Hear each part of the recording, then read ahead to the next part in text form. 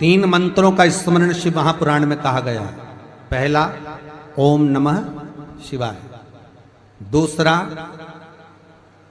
मार्कंडू जी के पुत्र मार्कंडेय, मार्कंड के पुत्र मार्कंडेय, मार्कंडेय जी की उम्र थी मात्र 12 वर्ष जीवित रहने की, पर पिताजी ने कह दिया था कि तू शंकर का भजन कर, तू शिव का स्मरण कर। अगर तूने शंकर का भजन करा तो ये पक्का है कि अकाल मृत्यु वो मरे जो काम करे चंडाल का, काल उसका क्या बिगाड़े जो भक्त हो महाकाल का। काल का हरण करने वाला एक ही हो सकता है, वो महाकाल हो सकता है।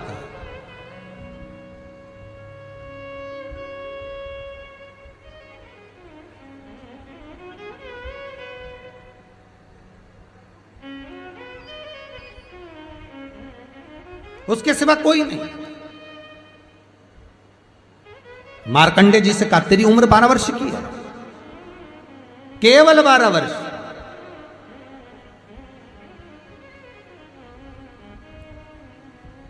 पूछा पिता जी से चरण पकड़कर मार्कंडेय जी पूछते हैं मैं 12 वर्ष बाद मर जाऊंगा? हाँ, प्राण छूट जाएंगे। हाँ, प्राण छूट जाएंगे। हाँ, कथा सुनी थी पिताजी के मुख से कि यमराज आता है, पाड़े पर बैठकर गदा लेकर आता है, बड़ी बड़ी मूंछें हैं, काला स्वरूप है, मुकुट सोने का पहनता है, हीरे का, उसमें एक रतन लगा होता है, गले में भी स्वर्ण, उसमें हीरे जड़े होते हैं, काला विग्रह होता है यमराज का, और वो अपने दूतों के साथ आकर पास डालकर बांध कर ले जाता है। तो उस मार्कंडेय को वो चरित्र याद। आज अंतिम दिन 12 वर्ष की वो घड़ी, वो पल, वो क्षण आ गया जब मार्कंडेय जी के प्राण छूटना है। समय आ गया। मार्कंडेय जी के पिता जी से कहा जाओ और जाकर आप शंकर की भक्ति में रम जाओ। पिताजी और माताजी भी लग गए, मार्कंडेय जी भी लग गए। मार्कंडेय जी को लेने के लिए यमदूत आ गए। डर गया। थोड़ी देर बाद यमदूत देखे कि शंकर का अनुमोदन कर रहा है, वापिस चले गए। यमराज आ गया, वही पाड़े पर बैठकर, वही भैंसे पर बैठकर, वही काला स्वरूप। डर लग गया 12 साल के बच्चे को। उसने शंकर का शिवलिंग पकड़ लिया, गले से लगा लिया। शंभो मुझे डर लग रहा है, शंकर मुझे भय लग रहा है। और तब तेज तेज महामृत्युंजय मंत्र को, वैदिक मंत्र को पुकारना प्रारंभ करा। जब 33 अक्षर के उस महामृत्युंजय मंत्र को पुकारा, शंकर सामने खड़ा हो गया। यमराज पीछे हट गया कि ये अब मेरा है, इसको तू नहीं मार सकता। वो 33 अक्षर के मंत्र का उच्चारण जब उस मार्कंडेय जी ने करा, देवता जान गए कि इस मंत्र की मूलता क्या है। पहला मंत्र ओम नमः शिवाय, दूसरा मंत्र जम के बोलो महामृत्युंजय मंत्र, और तीसरा मंत्र वही श्री शिवाय नमस्तुभ्यम। ध्यान दीजिएगा, मंत्र के 3 क्रम है। वैदिक, तांत्रिक, शाब्दिक। मंत्र के 3 क्रम है। तीनों मंत्र देख लीजिए, तीनों का क्रम देख लीजिए। महामृत्युंजय मंत्र वैदिक मंत्र, इसको जब ब्राह्मण जपता है, कुसा का आसन बिछाकर, मौन रहकर, घट की जिह्वा से जपता है। अगर याद नहीं रहता तो भी धीमा धीमा बोलता है, तेज नहीं।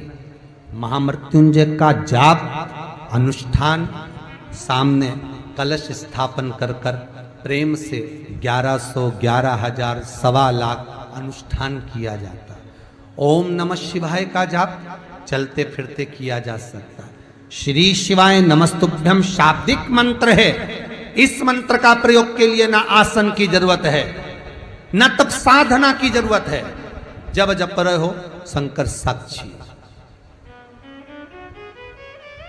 हाँ, कोई रोग आ गया, कोई बीमारी आ गई, कोई कष्ट आ गया, बहुत भारी आ गया, तो महामृत्युंजय का स्मरण शंकर की साक्षी में होना चाहिए। वो 33 अक्षर का महामृत्युंजय मंत्र, वैदिक मंत्र, शिव की साक्षी में। हमारे कर्म के अनुसार हमारी पहचान। एक बात सीहोर की एक कथा में कही, अभी जब रुद्राक्ष महोत्सव चल रहा था तो उसमें वर्णन किया था।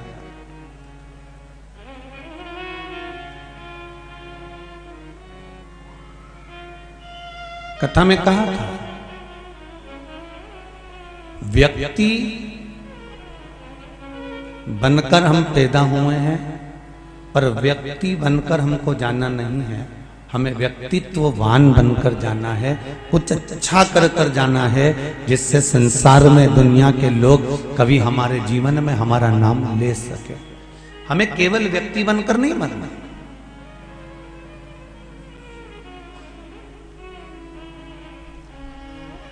एक साधारण सा संसारिक मनुष्य बनकर हम जन्म ले लिए और जन्म लेने के बाद वापिस हमारे प्राणों को हम त्याग कर चले गए। पुनरपि जननम पुनरपि मरणम, फिर जन्म फिर मरण, फिर जन्म फिर मरण। अंतिम बिंदु क्या है?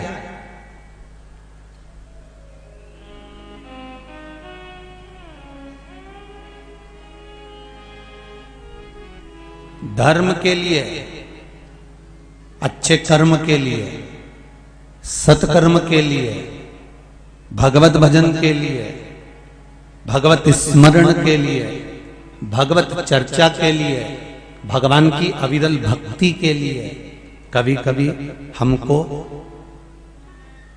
परिवार से भी लड़ना पड़ता।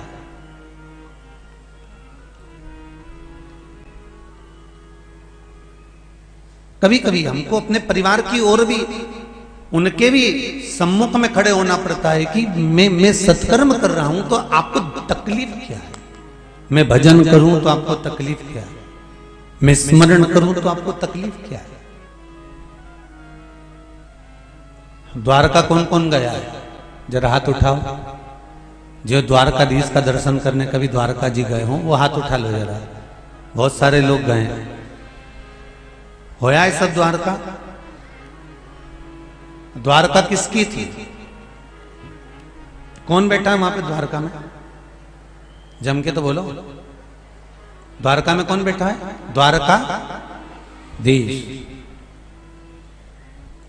तो द्वारका क्या राजा द्वारकाधीश की थी?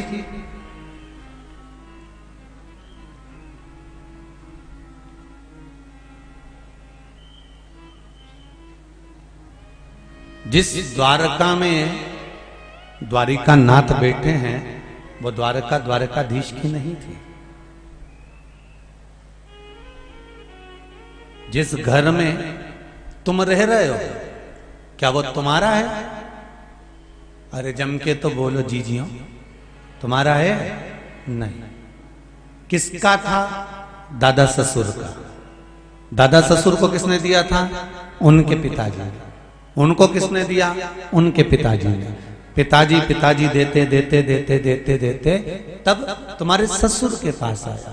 ससुर के पास से फिर वो तुम्हारे पति के पास आए। पति से फिर वो तुम्हारे पुत्र के पास आए। पुत्र से फिर वो उसके पुत्र के पास आई। तो मकान तुम्हारा है क्या? जमीन तुम्हारी है? घर तुम्हारा है? नहीं। कोई कहे कि द्वारका द्वारकाधीश की है तो ये कह नहीं सकते कि द्वारकाधीश की है। ये भी एक विरोधाभास से राजा अनर्त के पिताजी ने एक दिन कह दिया था। राजा अनर्त से सारे के सारे पुत्र खड़े हुए थे और राजा अनर्त के पिताजी कह दिए कि सारा ब्रह्मांड की जितनी भूमि है, जितनी पृथ्वी है, सब मेरी है।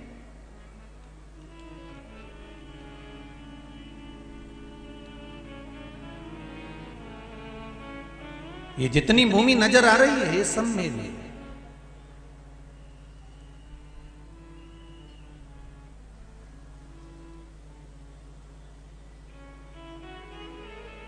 ये जितनी जमीन नजर आ रही है ये सब मेरी है।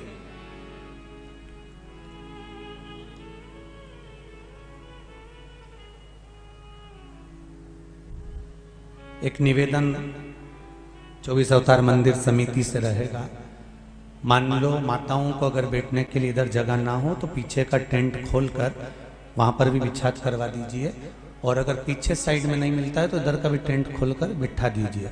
पर कोई भी कष्ट ना भोगे और खड़े ना रहे, इसका विशेष ध्यान रखें। समिति वाले इसका ध्यान रखिएगा, क्योंकि पंडाल लगभग आप लोगों के फुल हैं, तो उधर से टेंट खोलकर उधर साइड बिठाना प्रारंभ कर दीजिए। राजा अनर्थ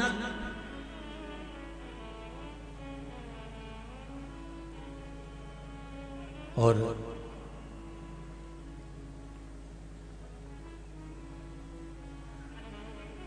पिताजी कह रहे हैं कि ये सारी सृष्टि मेरी है, ये सारी पृथ्वी मेरी है।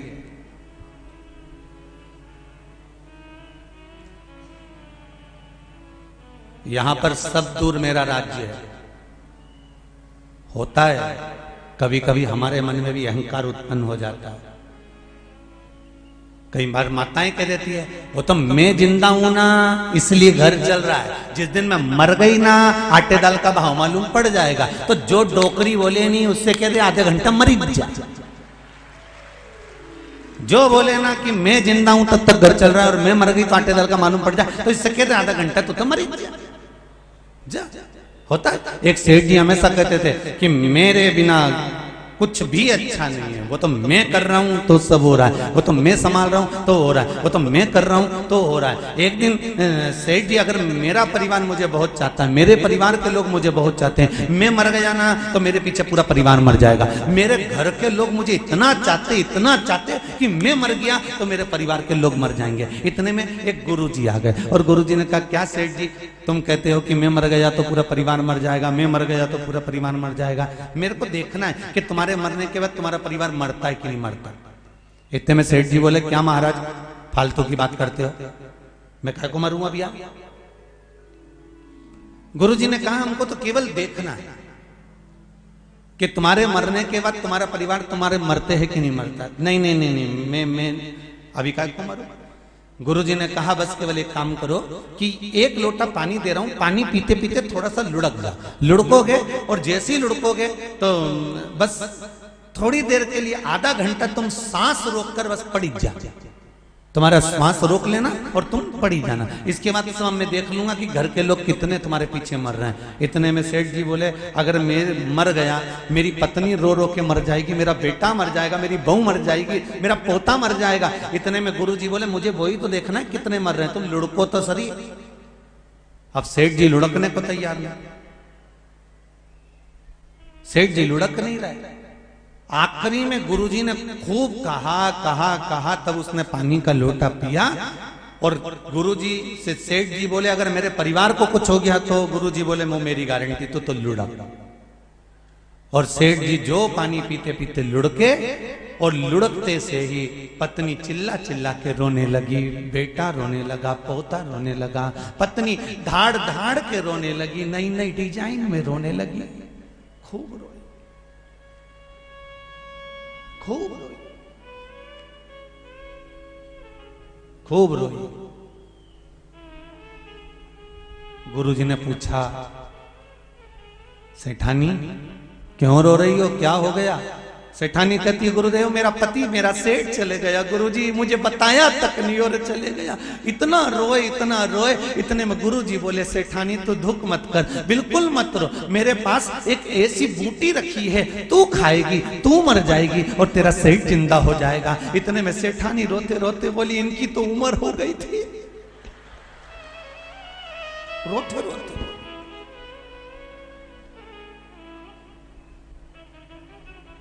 इनकी तो उम्र हो गई थी। इतने में सेठ जी को आया गुस्सा और उठने ही वाले थे।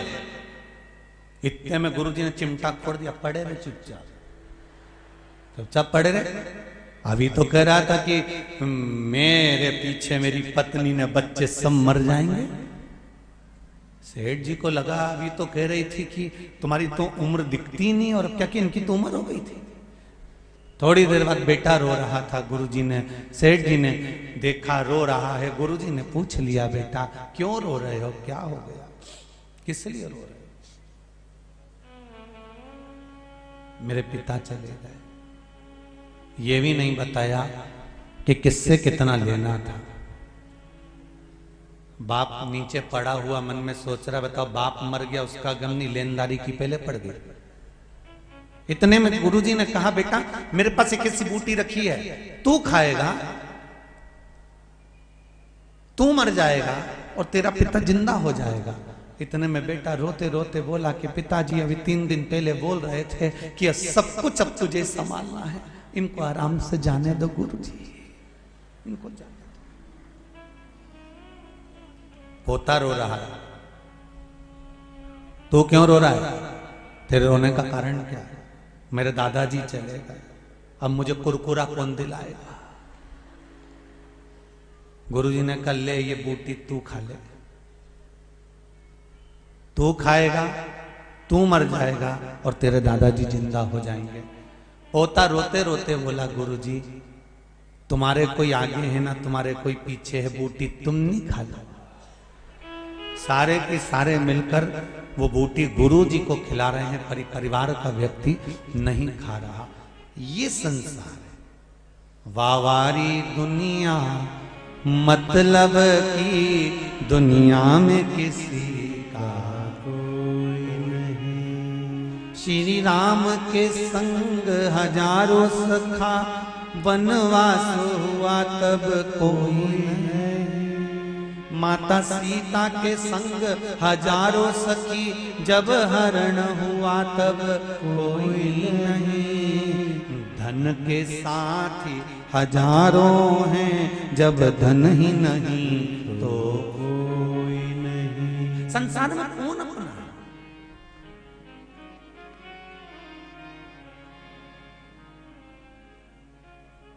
हमें लगता है सब अपने नजर आते पर कोई।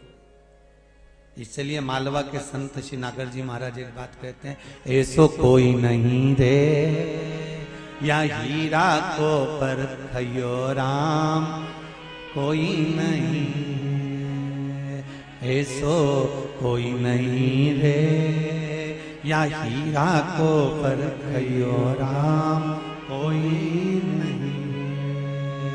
जोगी आया भोगी आया ढोंगी आया रे, और गुरु आया गांव में तो कोई नहीं रे, ऐसो कोई नहीं रे या हीरा को परखयो राम, कोई नहीं। कौन है यहाँ?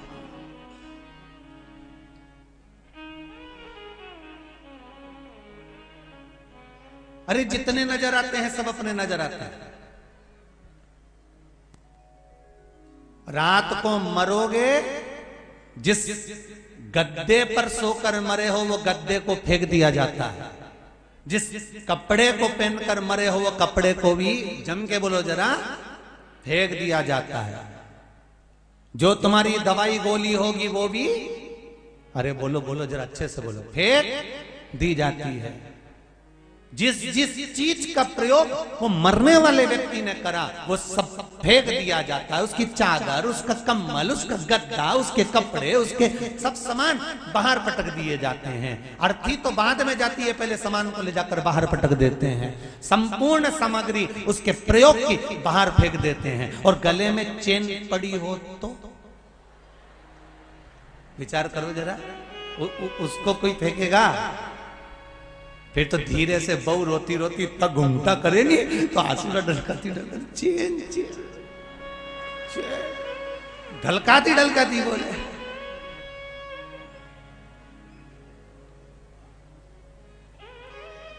बहुवन 2 बार इतना घूंघट करे, इतना घूंघट बहुवन 2 बार करे। पहले तो सब करते थे इतना घूंघट, पर आज के जमाने में कोई करे? अब तो 2 बार करे इतना। केवल एक बार ब्याह करके आए नहीं, शादी करके आए तो घरे इतना मुंडा करके आए, इतना घूंघट करके आए। क्यों? क्योंकि मुंह दिखाई हुए तो सोने की रकम मिले। और दूसरी बार इतना घूंघट जब करे जब घर में डोकरा डोकरी मरे, जब घर में कोई बुढ़ा बुढ़ी मरे नहीं तब इतना घूंघट करे। क्यों? क्योंकि आंसुड़ा तो एक आए नहीं, बस डिजाइन में अंदर से चिल्ला आंसू आंसू तो कहीं आए नहीं। 2 बार इतना घूंघट।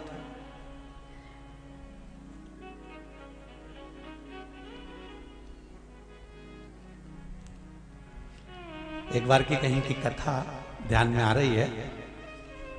एक हमारे कोई यजमान थे बुजुर्ग, वो चले गए। तो हमने कहा आशीष एक काम करो, गाड़ी इधर से जा रही है तो उधर से लेके चलो, क्योंकि जजमान चले गए तो अपन थोड़ा सा उनके यहाँ बैठ जाएंगे, बहुत समय भी हो गया है, 4-6-8 दिन हो गए थे। तो अब उनको मालूम भी नहीं था कि गुरु जी आ जाएगा। वो सब कोई बहू झाड़ू लगा रही थी, कोई बर्तन मांज रही थी, कोई काम कर रही थी, कोई काम, और सब अच्छी हंस बोल के काम कर रही थी। और जैसे ही हमने दरवाजा पे पांव धरया और जो कुंडी बजाई और ने दरवाजा एक ने खोला और खोलते से सब झाड़ू ने बर्तन सब पटकी ने इतना तक घूंघट और जो हूं करके रोना चालू करी एक जगह बैठ के। तो हमने आशीष से कहा, आशीष अभी तो अच्छी खासी झाड़ू लगा रही थी और अच्छी खासी बर्तन मांज रही थी, अब इसको हुआ क्या? बस फिर चालू हो कि दाई जी तो बढ़िया थे, रात के मक्का की 4 रोटी खाए थे। अब मन में आया मतलब तुम रोटी भी गिन रहे थे? 4 रोटी खाई, मक्का की खाई तो सही, पर पता नहीं चला। जीवन बड़ा विचित्र है। राजा अनर्त ने अपने पिताजी से कह दिया, पिताजी आप कह रहे हो कि यह संपूर्ण ब्रह्मांड, संपूर्ण सृष्टि, संपूर्ण पृथ्वी आपकी है, पर राजा अनर्त कहते हैं अपने पिता से, मैं जानता हूं ये संपूर्ण पृथ्वी मेरे भगवान श्री हरि नारायण की, ये संपूर्ण पृथ्वी मेरे महादेव की, ये संपूर्ण पृथ्वी मेरे भगवान की है। हमारा क्या है?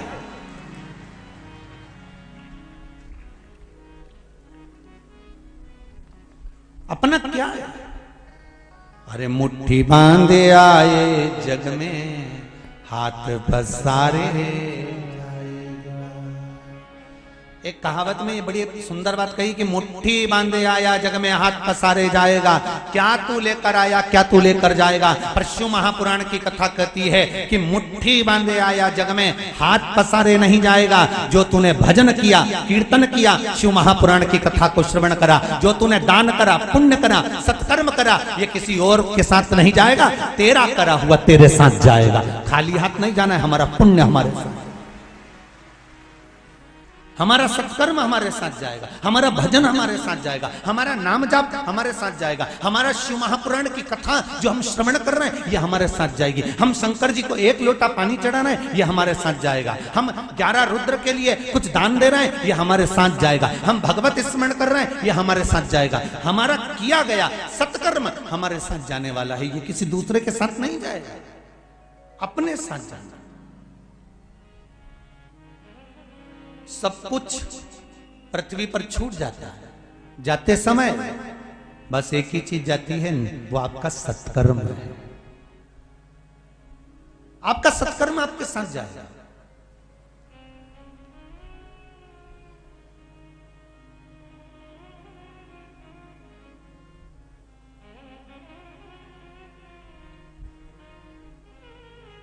अरे भाई,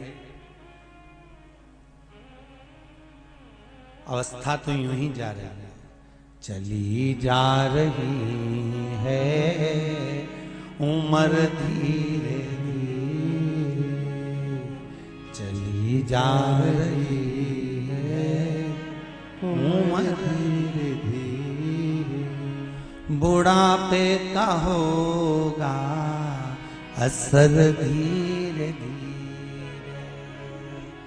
झुकी जा रही कमर धीरे धीरे। ये संसार सागर में हम जन्म लिए, ये अवस्था के अनुकूल ये ढलती चली जाए।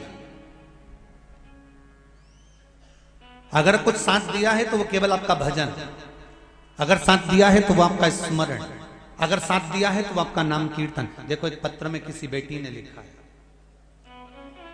पत्र बहुत सारे हैं, जितने पढ़े हैं वो यहां हैं और बहुत पढ़ने रह गए हैं।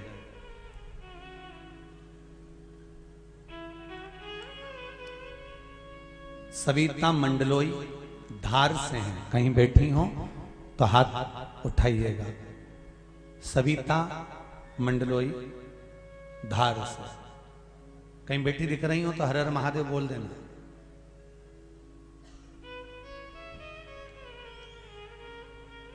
बैठी हैं कहीं?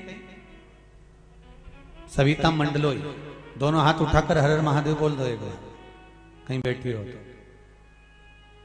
एक तो पंडाल बड़ा तो दिखते भी नहीं।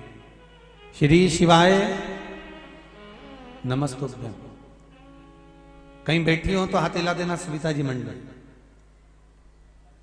आपने पत्र में लिखा है, गुरुजी मजदूरी करती थी, पत्र लिख रही, बेटा एक गाड़ी को लाने के लिए जिद कर रहा था, सोचा क्या करूं। पत्र में सविता जी लिख रही हैं कि मैं करूं क्या। फिर मालूम पड़ा एक बार कि पशुपति व्रत कर लो, और उस व्रत में ऐसा है कि जो मांगते हैं वैसा मिल जाता है, और शंकर की आराधना में मन लगा लो। सविता जी मंडलोई ने लिखा है, पशुपति व्रत करना प्रारंभ करा गुरुदेव, और बेटा तीसरे व्रत के दिन, दूसरे व्रत के दिन आइसर गाड़ी को लेकर घर पर आ गया। ये शिव की कृपा। मैं चाहूंगा आस्था चैनल वालों से, अगर क्लोज हो तो पत्र को अवश्य आप लोग प्रयास करा करो कि जो पत्र यहां से पढ़े जाते हैं उसका मोबाइल नंबर भी लिखा होता है और उसका नाम भी लिखा होता है। प्रयास करा करो कि जितना दिख जाए लोग। सविता जी मंडल, गुरुदेव बेटा आइसर गाड़ी लेकर आ गया। बेटे को मैंने कहा कि इस गाड़ी को कहां चलाएगा, कैसे चलेगी और कैसे पैसा आएगा, तू उठाकर लेके तो आ गया है। तब बेटा अपनी मां से कहता है, मां तूने पशुपति व्रत करा है ना, जब 2 व्रत में वो गाड़ी दे सकता है तो 5 व्रत में ये गाड़ी कहीं पर लगा भी सकता है, इतना विश्वास मुझे शिव पर है। इस पत्र में वो लिख रहा है। और सविता जी मंडलोई कहती हैं, गुरुदेव मैं बाबा भोलेनाथ को कैसे धन्यवाद दूं। 5वां व्रत पूर्ण हुआ था और एक कंपनी से मेरे बेटे के पास खबर आ गई और गाड़ी हमने लगा दी, जिसकी किस्त पूरी भरा रही है और गाड़ी चल रही है। एक वर्णन और लिखा है इसके पीछे, गुरुदेव एक पुरानी सी दुकान थी झोपड़े की,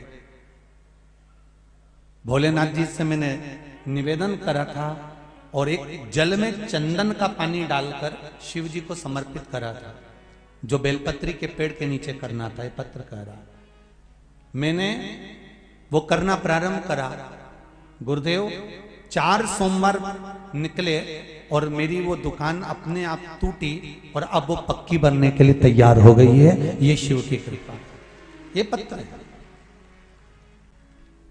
शंभु शरणे पड़ी मांगू घड़ी रे घड़ी, दुख काटो दया करी ने दर्शन। शिव कृपा किसको कहता है? एक कंकर और जल का महत्व क्या होता है, ये आपको पितृमोक्ष शिव महापुराण की कथा में कहा था। और इस बहन ने ये कहा की है, सविता परिहार देपालपुर की रहने वाली है। कहीं बैठी है सविता जी परिहार देपालपुर, कहीं बैठी हो तो हाथ उठा सकती हैं। इन्होंने पत्र में लिखा है, गुरुदेव मेरी बहन की अचानक तबीयत खराब हो गई थी, जो गोमटगिरी की रहने वाली है। उनको हॉस्पिटल में भर्ती कर दिया गया था।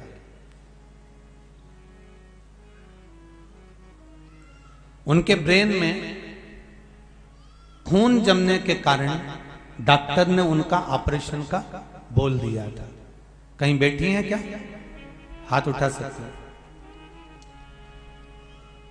डॉक्टर ने उनका ऑपरेशन करने का कहा था। गुरुजी मैं सविता परिहार, मैंने अपनी बहन के लिए पशुपति व्रत करना प्रारंभ करा और डॉक्टर ने जो ऑपरेशन का बोला था, 3रा व्रत पूर्ण हुआ गुरुदेव। उसकी याददाश्त भी आ गई, उसकी वाणी भी खुल गई, उसको सुनाई भी देने लगा और उसका पूरा शरीर काम करने लगा। ये पत्र में लिखा है।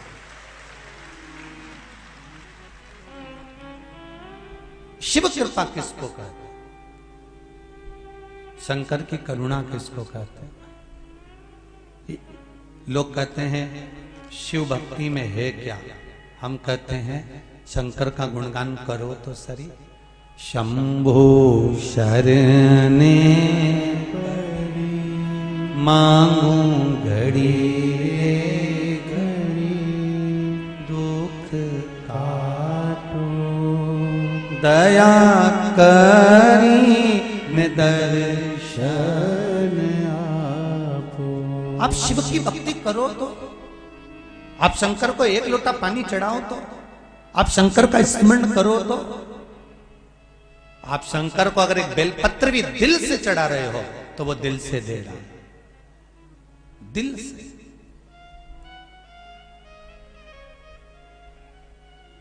एक बहन ने तो पत्र में लिखा है, गुरुजी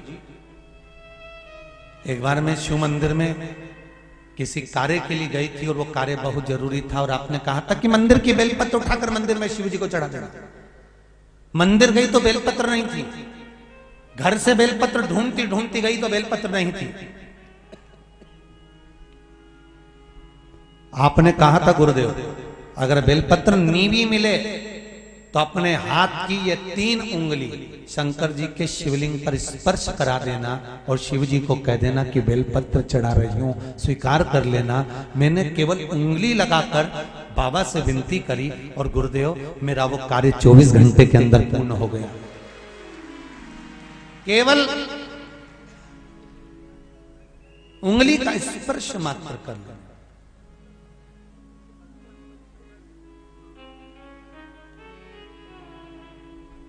केवल उंगली का स्पर्श। महाराज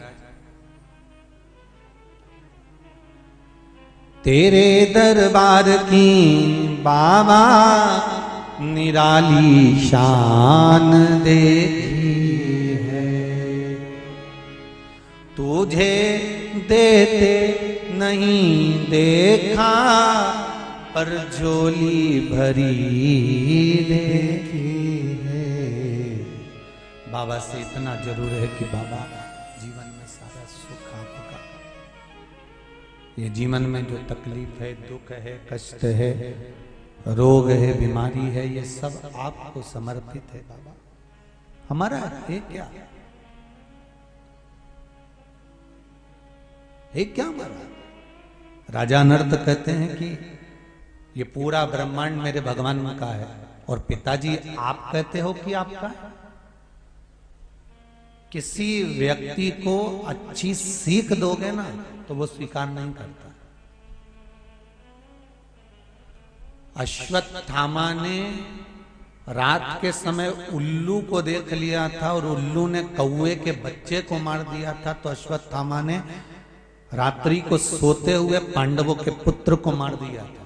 केवल उल्लू को देखकर उसे ज्ञान आ गया था कि रात को उल्लू कौवे के बच्चे को मार रहा है, तो अश्वत्थामा पांडवों के पुत्र को मारने पहुंच गया था। विचार करिए जरा, इतना बड़ा विद्वान अश्वत्थामा जिनकी विद्वत्ता की कई कई कई लीलाएं हैं, और वो अश्वत्थामा एक उल्लू को देखकर बुद्धि बिगाड़ लेता है। एक उल्लू को देखकर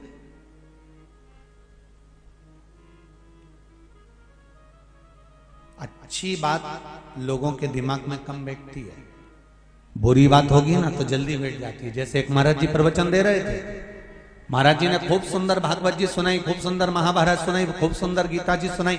महाभारत जैसे भागवत जी सुनाने के बाद महाराज जी ने सोचा चलो गांव में घूम के आता हूँ, पटेल साहब के यहाँ जाता हूँ, थोड़ा पटेल साहब अपने को कोई धन दक्षिणा ज्यादा दे देंगे। पटेल साहब के यहाँ पहुंच गए। पटेल साहब से कहा क्यों पटेल साहब कथा कैसी लगी? पटेल साहब बोले महाराज तूने कथा तो बहुत जोरदार सुनाई। एक बात तो है महाराज, कथा बहुत जोरदार सुनाई, पर यही कथा तू पहले सुना देता ना तो मेरी तो जिंदगी बन जाती। तो इतने में गुरुजी ने पूछा, महाराज जी ने पूछा वो कैसे? तो इतने पटेल साहब बोले अरे जैसे वो पांडव जुआ में हार रहे थे और उनने द्रौपदी को जुए में लगा दिया था। एक बार मैं भी चौराहे पे बैठ के जुआ खेल रहा था, नहीं मैं भी हार रहा था, मुझे क्या मालूम था, नहीं तो मैं पटलन के लगा ही देता,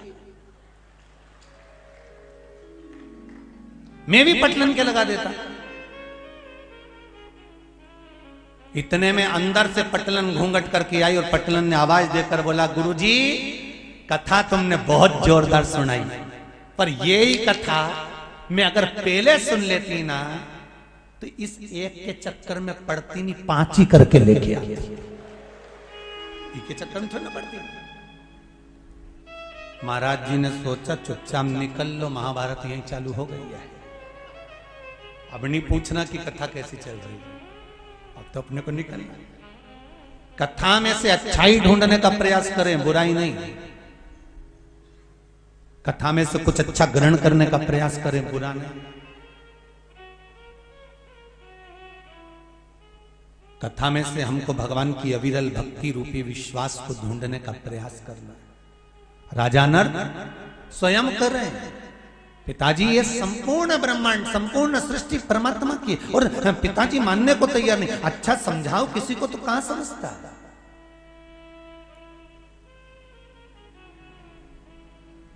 नहीं समझे। और अनर्थ के पिताजी ने कह दिया, राजा अनर्थ मैं तुझे श्राप देता हूं, मेरी जायदाद में से तुझे एक टुकड़ा जमीन का नहीं मिलेगा, और पूरी जमीन पर पृथ्वी पर अगर तू कहीं पर भी रहेगा तो जलकर भस्म हो जाएगा। अब तुझे जहां जाना हो चले जा।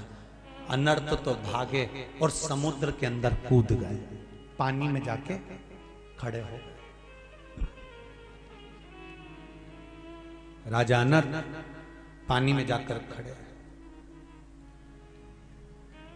अब राजा अनर्थ जब पानी में खड़े, क्योंकि पिता ने कहा था पृथ्वी पर कहीं पर रहेगा तो जलकर भस्म हो जाएगा, तो पानी में कूद गए। पानी में कूदने के बाद उन्होंने भगवान की भक्ति को धारण करा, भगवान का 12 अक्षर मंत्र उच्चारण करना प्रारंभ करा। ओम नमो भगवते वासुदेवाय, ओम नमो भगवते वासुदेवाय। कहीं पंचाक्षर मंत्र नमः शिवाय नमः शिवाय नमः शिवाय नमः शिवाय, कहीं षडाक्षर मंत्र ओम नमः शिवाय ओम नमः शिवाय ओम नमः शिवाय उच्चारण करना प्रारंभ करा। राजा अनर्थ ने जैसे जैसे भगवान के नाम का उच्चारण करना प्रारंभ करा, उच्चारण करते करते करते करते करते करते वो उच्चारण का जो शब्द था वो परमात्मा तक पहुंच गया। कई लोग कहते हैं गुरुजी हम भगवान को बुलाते हैं, हम भगवान को पुकारते हैं, तो हम भगवान को एक लोटा पानी चढ़ाते हैं, हम भगवान को बेलपत्र चढ़ाते हैं, हम शंकर का श्री शिवाय नमस्तुभ्यं मंत्र का जाप करते हैं, तो क्या भगवान सुनता है? आप शास्त्र उठाकर देखिए, सूरदास जी ने भगवान को पुकारा, भगवान आए। तुलसीदास जी ने भगवान को पुकारा, भगवान आए। मीराबाई ने भगवान को पुकारा, भगवान आए। कर्माबाई ने भगवान को पुकारा, भगवान आए। अगर एक साधारण से भाव से निर्मल मन सो मोहि पावा, आप निर्मल मन से जब मेरे परमात्मा को पुकारते हो तो तुम्हारी पुकार वो परमात्मा तक पहुंचती है और परमात्मा आपका कार्य सफल करता है। आप दिल से कहो तो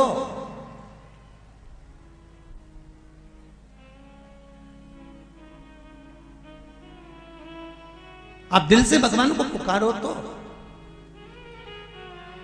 जब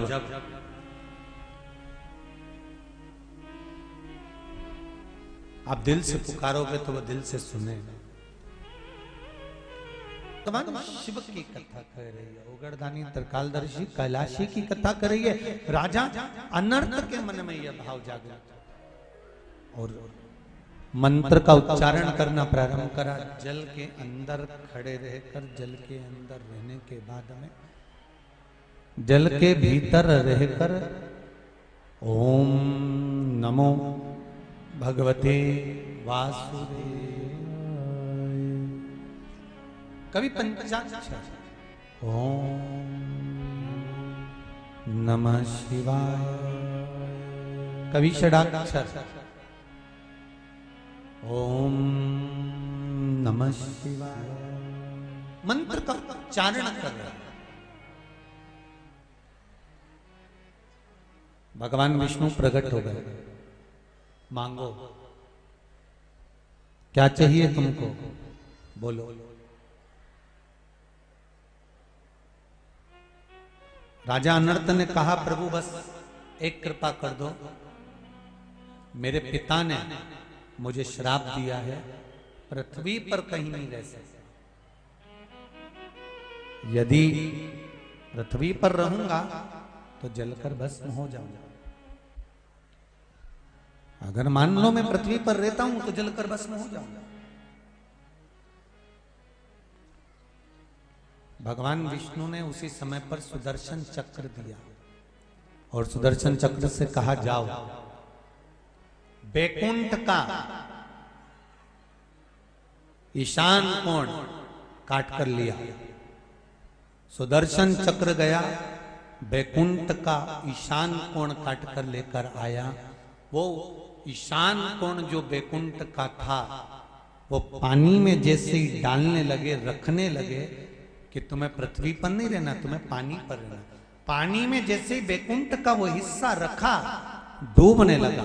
जैसे ही डूबने लगा तो भगवान विष्णु ने अपना सुदर्शन चक्र भेजा और उस बैकुंठ के हिस्से को अपने सुदर्शन चक्र पर रखा और राजा अनर्थ से कहा, अनर्थ अब तुझे पृथ्वी पर रहने की जरूरत नहीं, अब तू इस बैकुंठ के हिस्से पर रहना, अब तू इस पर निवास कर। सुदर्शन चक्र घूम रहा है तो वो बैकुंठ का हिस्सा भी घूम रहा है।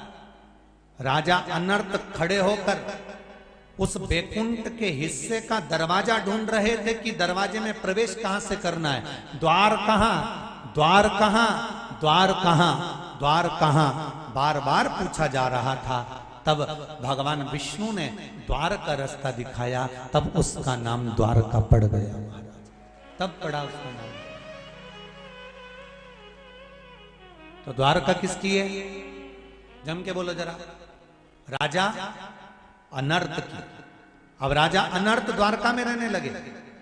राजा अनर्थ के घर में पुत्र हुए रेवत, रेवत के घर में बेटी हुई रेवती।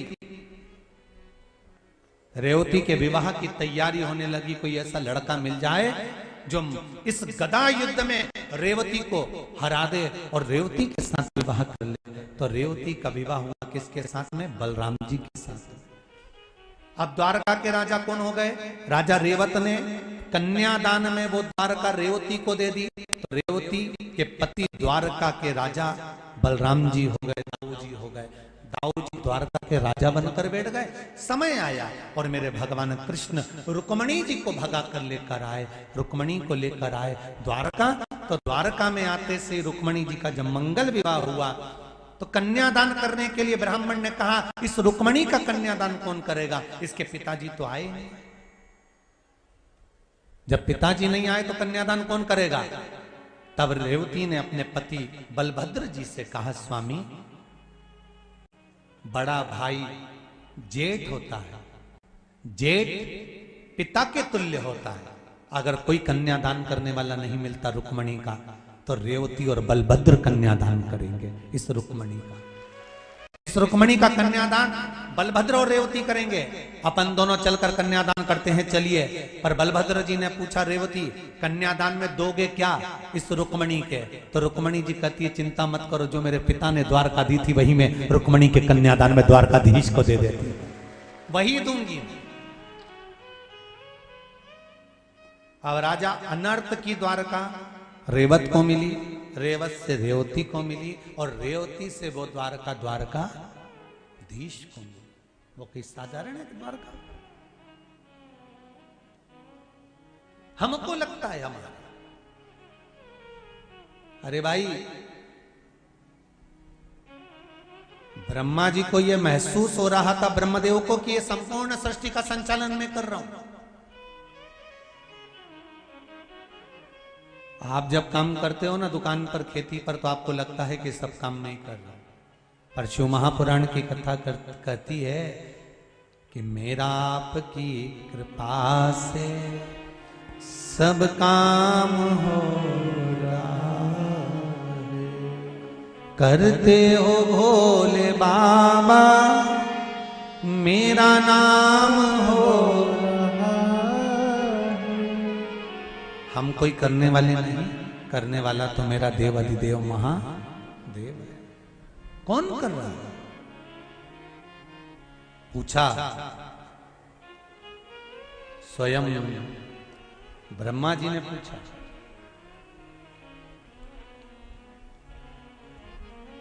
भगवान विष्णु से प्रश्न कर रहे हैं ब्रह्मदेव की, ये तुम्हारे पिता हैं कौन।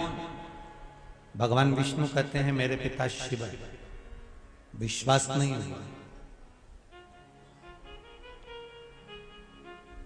जिस व्यक्ति को अपना गोत्र नहीं मालूम होता ना, उस व्यक्ति को शंकर जी का नाम ले लेना चाहिए। किसका नाम लेना चाहिए? शंकर जी।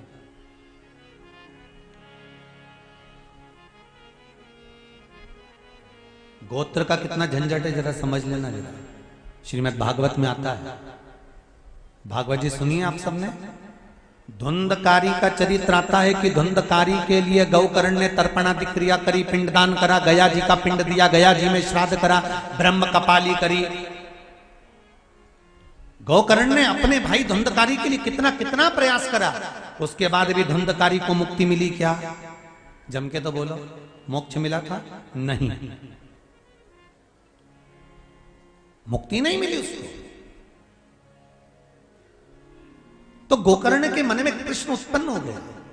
गोकर्ण ने कहा मैंने इसके लिए पिंडदान करा, मैंने इसके लिए तर्पण करा, मैंने इसके लिए तिलांजलि दी, मैंने इसके लिए सारा गया जी में जाकर पिंड दिया, मैंने ब्रह्म कपाली भी इसके लिए करी, फिर इसकी मुक्ति क्यों नहीं हुई? कारण क्या है? क्या गया जी से किसी की मुक्ति नहीं होती? क्या ब्रह्म कपाली से किसी की मुक्ति नहीं होती? क्या पिंडदान से किसी की मुक्ति नहीं होती? क्या तिलांजलि देने से किसी की मुक्ति नहीं होती? आखिर इसको मुक्ति क्यों नहीं मिली? इसका मोक्ष क्यों नहीं होता? सूर्य नारायण भगवान ने कहा अरे ओ गोकर्ण, तेरे भाई को मुक्ति क्यों नहीं मिली उसका एक कारण है। तेरा भाई आत्मदेव की संतान नहीं है, ये धुंधली का पुत्र नहीं है, ये तो धुंधली की सहेली का पुत्र है। उसको ये गोदी लेकर आ गई थी, पैसे दे दिए थे, बेटे को लेकर आ गई थी। अब इसको नाम मिल गया पिताजी का आत्मदेव, माता का नाम मिल गया धुंधली, गोत्र भी मिल गया आत्मदेव का, पर सही में औलाद किसकी है? सहेली की। जिस समय पर इसका पिंड दिया जा रहा था, जिस समय पर इसका तर्पण किया जा रहा था, जिस समय पर इसकी तिलांजलि दी जा रही थी, गया जी में जब आप पिंडदान कर रहे थे, तर्पण कर रहे थे, तिलांजलि दे रहे थे, ब्रह्म कपाली में आप तर्पण कर रहे हो, तिलांजलि दे रहे हो, उज्जैनी में आप तर्पण कर रहे हो, तिलांजलि दे रहे हो, उस समय पर इसका गोत्र बोला जाता है। तुमने गोत्र कौन का बोला? आत्मदेव का। नाम किसका लिया? पिताजी में आत्मदेव का। माता का नाम क्या लिया? धुंधली का। पर इसके असली गोत्र को तुम नहीं बोल पाए, इसलिए ये तर नहीं पाया, इसलिए ये प्रेत योनि में पड़ गया, ये भटक रहा, ये तर नहीं पाया।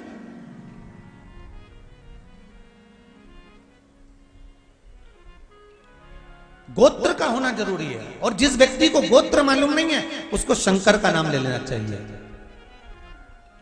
नमः शिवाय, शिव शंकराय। अब शिव का नाम श्री शिवाय नमस्तुभ्यं, श्री शिवाय नमस्तुभ्यं। जब गोत्र नहीं मालूम तो शिव का नाम ले। मेरी माताओं से दो चीजें कहना चाहूंगा, पुरुषों से भी कहना चाहूंगा कि दो बातें अपनी जिंदगी में उतार कर रखना। जिंदगी में कभी धोखा नहीं खा सकते अगर दो चीजें आपने अपनी जिंदगी में उतार ली। एक, गौ माता को अपने घर से एक रोटी देना चालू कर दीजिए, जिंदगी में कभी धोखा नहीं खाओगे। जिंदगी में कभी धोखा नहीं खाओगे, बस गौ माता को एक रोटी देना चालू कर दो। और दूसरा, स्नान करते समय या भोजन करते समय या तीर्थ में क्षिप्रा, नर्मदा, गंगा, सरयू, सरस्वती, मंदाकिनी, जितनी भी नदियां पवित्र हैं, इसमें जब स्नान करो या घर पर स्नान करो, उस समय पर गंगे हर या नर्मदे हर, ये दो कहना चालू कर दो, कभी धोखा नहीं खाओ। दो चीजें अपने जीवन में धारण कर लीजिए। पहले नंबर का क्या? बोलो, जम के बोलो जरा।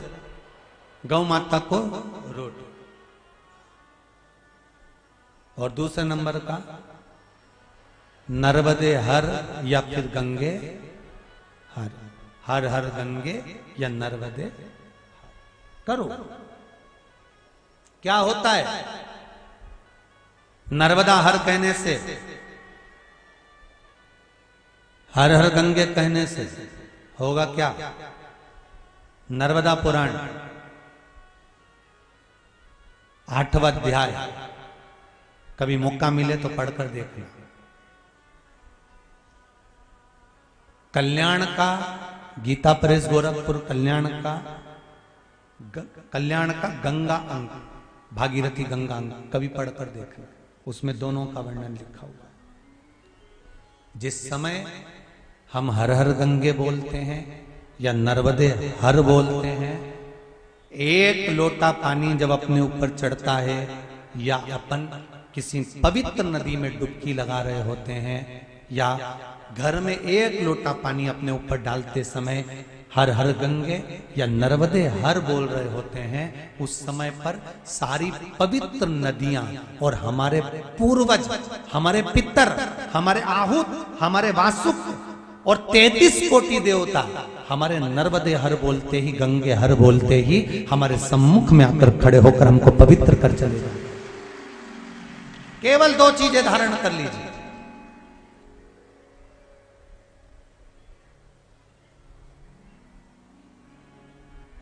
एक गौ माता की रोटी और एक गंगे हार, नर्मदे हार।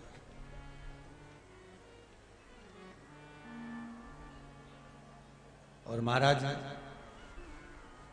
इसीलिए तो लोग शायद भजन में कहते हैं ना, मां नर्मदा तू है कलयुग की गंगा, दर्शन से तेरे मन हो जाए चंगा। केवल मात्र स्मरण से। अब इसमें कोई तुम्हारा पैसा लग रहा है क्या? जम के बोलो, कोई पूंजी लगी तुम्हारी? नर्मदे हर कहने में या गंगे हर कहने में या हर हर गंगे कहने में कोई पूंजी लग रही है आपको? जो करो आप निर्मल मन से। एक पत्र में लिखा है, देखो,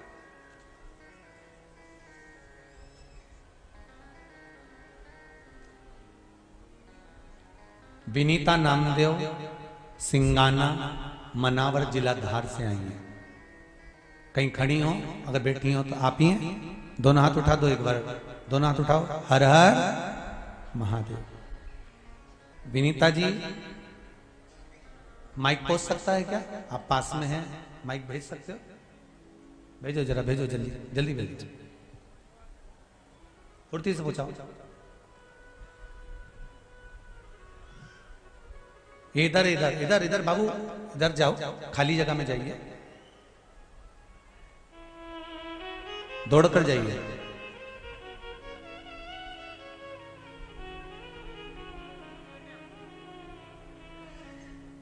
हाँ, ले जाओ दौड़ के बेटा। विनीता जी नामदेव सिंगाना मनावर जिला धार से आई हैं। श्री शिवाय नमोस्तम गिरी जी। बहुत बुलंदता है आपकी आवाज में जी जी, आनंद हो। श्री शिवाय नमस्तभ्यम। बड़े खुश दिख रहे हो। आपने लिखा है दीदी कि गुरुदेव मेरे पति का एक्सीडेंट हो गया था और एक्सीडेंट भी बड़ा बुरा हुआ था। हाँ गुरुजी। अब कैसे? मेरे पति के पैर में क्रैक आ गया था जी। अब कैसी स्थिति है उनकी? अब बिल्कुल ठीक ही है। कोई ऑपरेशन वगैरह तो नहीं करना पड़ा? नहीं नहीं, बाबा ने संभाल लिया? बाबा ने संभाल लिया। अब ठीक हो गए? बढ़िया, बिल्कुल ठीक। आपने पत्र में लिखा है, गुरुदेव मेरे पति का एक्सीडेंट हो गया था और बड़ा बुरा हुआ था। डॉक्टर ने ऑपरेशन का बोल दिया था, परंतु मैंने शिव जी की आराधना करना प्रारंभ करी। आपकी कथा में जैसे बताया था वो उपाय करना प्रारंभ करा और मेरे बाबा ने सुन लिया, मेरे पति ठीक हो गए और ऑफिस जाना भी चालू हो गए। हर हर महादेव। अब तो प्रसन्न हो, बाबा का नाम ले रहे हो। हाँ। श्री शिवाय नमस्तुभ्यम। बैठिए श्री बैठिए शिवाय नमोस्तभ्यम। बैठिए बैठिए। शंभो शरणे मांगू घड़ी रे घड़ी। एक पत्र और बड़ा सुंदर आया है। संजना जी पांडे कहीं बैठी हैं, इंदौर से आई हैं संजना पांडे। कहीं बैठी हो तो हाथ हिला दीजिए या हर हर महादेव बोल दीजिए। पीछे के लोग तो हमको दिख नहीं रहे भीड़ के कारण, पर कहीं बैठे हो तो जरूर बोलिएगा हर हर। संजना पांडे इधर हैं क्या कहीं? उन्होंने लिखा है पत्र में, गुरुदेव 4 सितंबर 2021 को सीहोर आई थी मैं, कुबेरेश्वर धाम में नौकरी का बोल कर गई थी मैं। कहीं बैठी हो तो हाथ जरूर हिलाना संजना पांडे। गुरुदेव मैं नौकरी का बोल कर गई थी और देवाधिदेव महादेव ने ऐसी कृपा करी गुरुदेव, 4 सितंबर को बोलकर आई थी, 8 नवंबर को आईसीआई बैंक में मेरा जॉब लग चुका है और मैं सर्विस कर रही हूं। 8 नवंबर। ये मेरा शिव है, ये मेरा शंकर है। उसकी भक्ति, विश्वास, दृढ़ता। और एक आपसे भी निवेदन करूंगा, जितने लोग इस पंडाल में कथा सुन रहे हो और जितने टीवी के माध्यम से या मोबाइल के माध्यम से कथा सुन रहे हो, कथा सुनने की तारीख, समापन की तारीख लिख के रखना। और जो इस 7 दिन में इस पंडाल में बैठकर 24 अवतार मंदिर की इस पावन धरा पर आप जो दिल से कहकर जाओगे, 3 महीने में बाबा आपकी मनोकामना पूर्ण जरूर करेंगे। मौका मिला है देपालपुर वालों, आस पास के जितने रहने वाले हैं, आपको भगवान ने खुद मौका दिया है कि अपने हृदय की बात कह लो। ये शिव महापुराण की कथा कोई साधारण नहीं है। स्वयं शंकर और सती भी सुनने के लिए गए थे और शिव जी ने कुंभज बाबा के आश्रम में एक बार त्रेता युग माही शंभु गए कुंभज ऋषि पाही। कुंभज बाबा के आश्रम में जाकर अपने हृदय की बात मांग ली थी कि मुझे राम का दर्शन हो, तो राम का दर्शन हुआ था। सती मैया ने सोच लिया था कि ये शरीर अग्नि में भस्म हो जाए, तो सती को भस्म होना पड़ा था। शिव महापुराण के अंतर्गत जो हम मांगते हैं, जो हम भगवान से कहते हैं, बाबा उसको स्वीकार करता है, मिलता जाता है। सहज नहीं है शिवपुराण।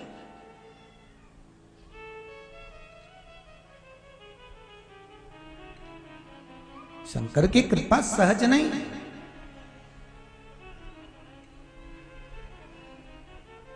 महाराज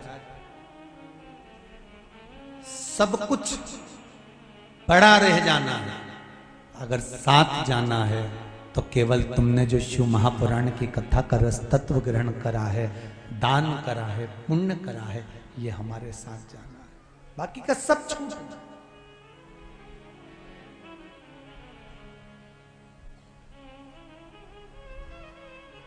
अरे देख लिया संसार हमने, देख लिया सब मतलब के यार हमने देख लिया।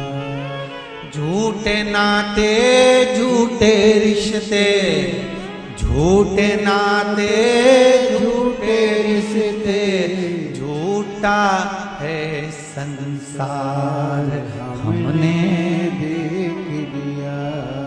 सब मतलब के यार हमने देख लिया। तुम्हारे जीवन में अगर थोड़ा सा दुख आएगा ना, थोड़ी सी तकलीफ आएगी ना, थोड़ा सा कष्ट आएगा ना, थोड़ी सी बीमारी आएगी ना, थोड़ा सा रोग आएगा ना, थोड़ी सी तकलीफ तुम्हारी जिंदगी में अगर आकर खड़ी होगी, सबसे पहले साथ तुम्हारे रिश्तेदार छोड़ेंगे, सबसे पहले साथ तुम्हारे अपने छोड़ेंगे, सबसे पहले साथ तुम्हारे अपने छोड़कर जाएंगे। और आखिरी में जब कोई साथ नहीं आएगा, तब वो देवाधिदेव महादेव तुम्हारे सामने खड़ा मिलेगा, तब वो शिव सामने खड़ा मिलेगा। मेरा शंकर जब डॉक्टर भी हार जाते हैं, हाथ छोड़ देते हैं, तब डॉक्टर भी कहते हैं अब उसके हाथ में है। मतलब डॉक्टर को भी मालूम है कि एक डॉक्टर और ऊपर बैठा हुआ है जिसने गणेश जी का माथा जोड़ दिया, प्लास्टिक सर्जरी करने में नंबर बने। ससुर को बकरे का मुंह लगा देता है, बेटे को हाथी का मुंह लगा देता है, और मनुष्य के धड़ पर हाथी का मुख और बकरे का मुख लगाकर जोड़कर भी उनको जिंदा कर सकता है। तो वो देवाधिदेव महादेव, वो महामृत्युंजय ही हो सकता है, कोई दूसरा नहीं हो सकता। अकाल मृत्यु वो मरे जो काम करे चंडाल का, और काल उसका क्या बिगाड़े जो भक्त हो महाकाल का। जो शिव का उपासक हो उसका क्या बिगड़ना।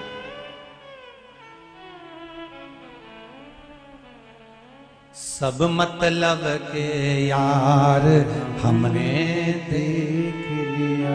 सारे मतलब के भगवान विष्णु, भगवान ब्रह्मा, गोत्र नहीं मालूम, शिव नाम ले लो। कुछ नहीं जानते, हम पढ़े नहीं है, हम लिखे नहीं, हमको कुछ नहीं आता। हम तो अनपढ़ हैं, पर एक चीज तो जानते हैं, क्या? श्री शिवाय नमस्तु। हम कुछ नहीं जानते, बस एक मंत्र जानते हैं जो शिव महापुराण की विद्येश्वर संहिता में पूर्ण रूप से वेदव्यास जी ने लिख दिया।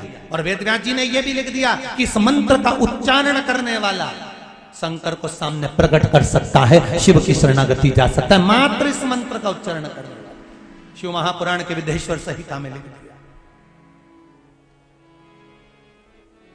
करो भजन।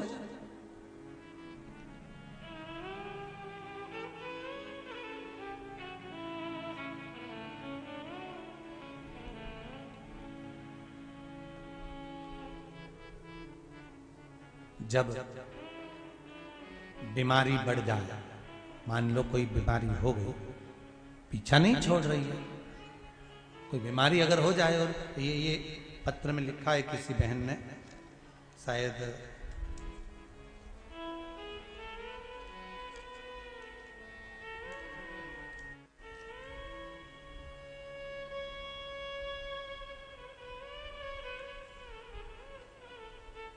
मंजू शर्मा, पीपलिया, बाजपुर, उत्तराखंड से आई हैं यहां पर कथा सुनने के लिए।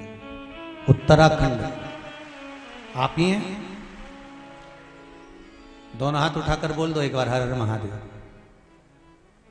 दीदी, आपने पत्र में लिखा है, गुरुजी मैं उत्तराखंड से आई हूं, पीपलिया, बाजपुर, उत्तराखंड से। अपने पति विनोद शर्मा के साथ आई हूं। आपके पति भी आए हुए हैं? कहां बैठे हैं? जरा वो भी खड़े हो जाएं। विनोद जी, आप ही का नाम है जी? हर हर महादेव।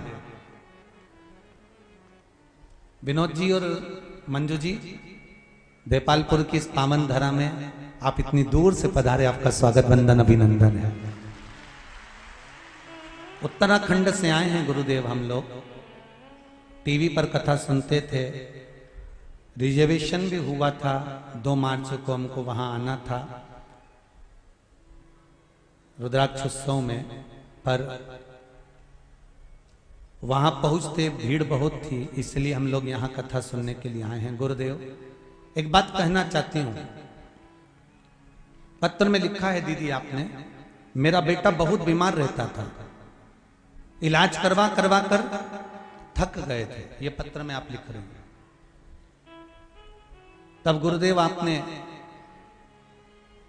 रुद्राक्ष का जल शिवजी को चढ़ाकर उस जल का पान करना बताया था।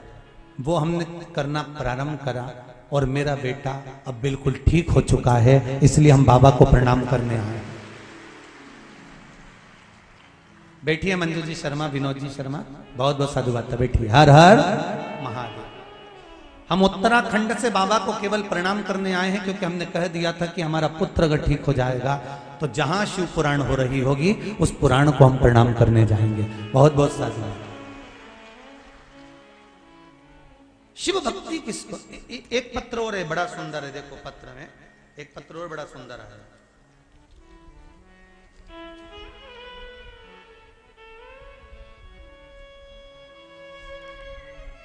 श्रीमती नीलिमा मुकेश जी खंडेलवाल, कहीं बैठी हो तो हाथ उठाइएगा। श्रीमती नीलिमा मुकेश जी खंडेलवाल, इंदौर। इन्होंने पत्र में लिखा है, गुरुदेव इंदौर में कथा हुई थी, मेंदोला जी कराए थे, तब हम कथा में पहुंचे थे, पर भीड़ ज्यादा होने के कारणवश हम परदेसीपुरा के रहने वाले हैं, पर ज्यादा होने के कारणवश वहां प्रवेश नहीं कर पाए थे। मैंने सुना था कि कथा में कंकर शंकर होता है, इसलिए मैं वहां से उस कनकेश्वरी ग्राउंड से एक कंकर लेकर आ गई थी अपने मकान के निर्माण के लिए। और गुरुदेव आज मैं वही कंकर इस पावन धरा पर छोड़ने के लिए आई हूं, क्योंकि मेरे मकान का निर्माण कार्य प्रारंभ हो गया और बाबा ने मकान बनाना चालू कर दिया। श्रीमती नीलिमा मुकेश जी खंडेलवाल कहीं बैठे हो तो हाथ उठा सकते हैं। हर हर महादेव। शिव कृपा किसको कहते हैं? शंकर का अनुमोदन किसको कहते हैं? जब कथा पूरी हो जाती है ना, लोग चले जाते हैं। कथा जब 7 दिन की पूर्ण हो जाती है तब लोगों को समझ में आता है कि पास में गंगा बहकर निकल गई और हम 2 क्षण के लिए नहीं जा पाए। तब जब आखिरी में पछतावा होता है, जब चिड़िया खेत चुनकर चली जाती है। स्वयं शिव है शिव महापुराण। आपका विश्वास है शिव महापुराण, भरोसा है शिव महापुराण।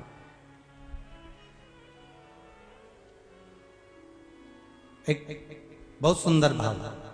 मान लो कोई बीमारी पकड़ कर रख ली, जैसे शरीर में कोई गांठ हो गई या लीवर या किडनी किसी भी तरह से आपको तकलीफ दे रही है।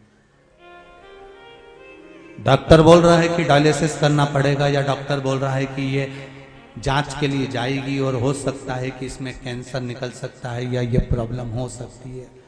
तब एक काम करना प्रारंभ कर, कुशोदक जल शिव जी को चढ़ाना प्रारंभ कर। एक जल के पात्र में कुश डालना। क्या डालना है? कुशा जो होती है उसका कुशा डाल दीजिए और उस कुशे को वापस निकाल लीजिए। 10 मिनट 20 मिनट तक उस जल के अंदर कुश पड़ा होना चाहिए।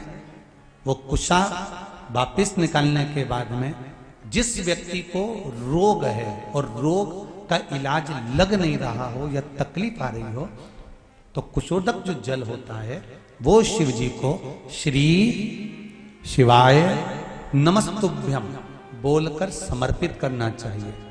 उसी का आधा चम्मच से भी आधा चम्मच भाग लेकर आ जाओ।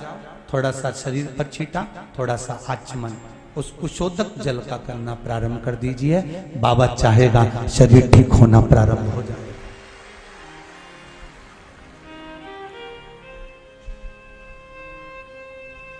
शिव को समर्पित करा गया।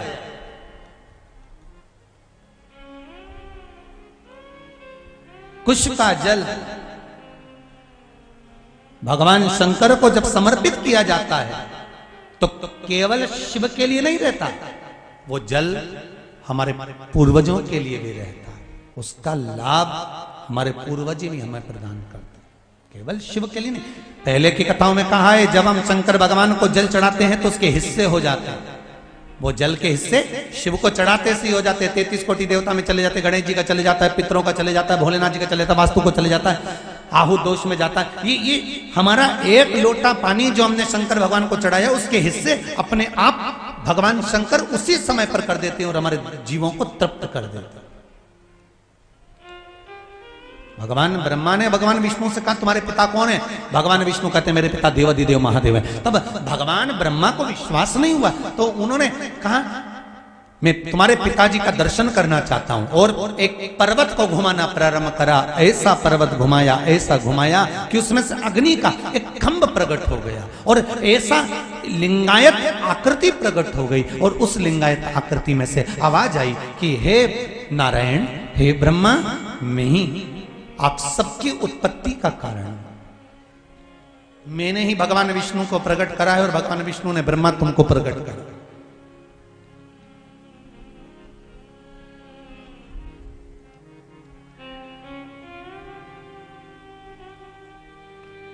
सुनो, ब्रह्मा जी भगवान विष्णु से कहते हैं ये भगवान शंकर, ये शिव, ये देवाधिदेव महादेव है। हाँ, इनके चरण कहां है? इनका शीश कहां है?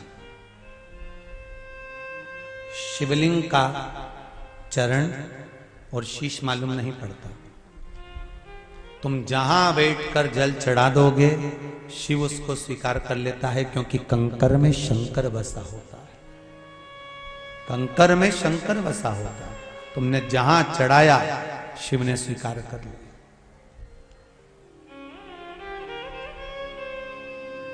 एक प्रैक्टिकल करके देखना, पूरे पंडाल में कहीं पर भी बैठकर 108 बार श्री शिवाय नमस्तुभ्यम का जाप कर कर देखना, मन की अभिलाषा से।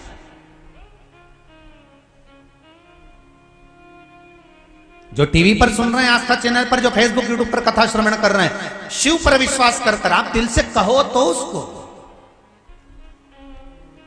कथा सुनते सुनते उससे बात तो करो। हमारे यहां की माताएं एक भजन गाया करती थी, बड़ा पुराना भजन है, भोले बाबा से मिलने का सत्संग ही बहाना, दुनिया वाले क्या जाने मेरा रिश्ता, जम के तो बोलो पुराना है। और ना जाने कहां कहां ढूंढा उन्हें, फिर आखिरी में मालूम पड़ा सत्संग में पाया है। भगवान को ढूंढने के लिए किसी तीर्थ में जाने की जरूरत नहीं है, भगवान को ढूंढने के लिए किसी नदी के तट पर जाने की जरूरत नहीं है, भगवान को ढूंढने के लिए किसी दूसरी जगह जाने की जरूरत नहीं है। क्योंकि शिव महापुराण में माता पार्वती जी ने शंकर भगवान से कहा था, भोलेनाथ एक बात बताओ,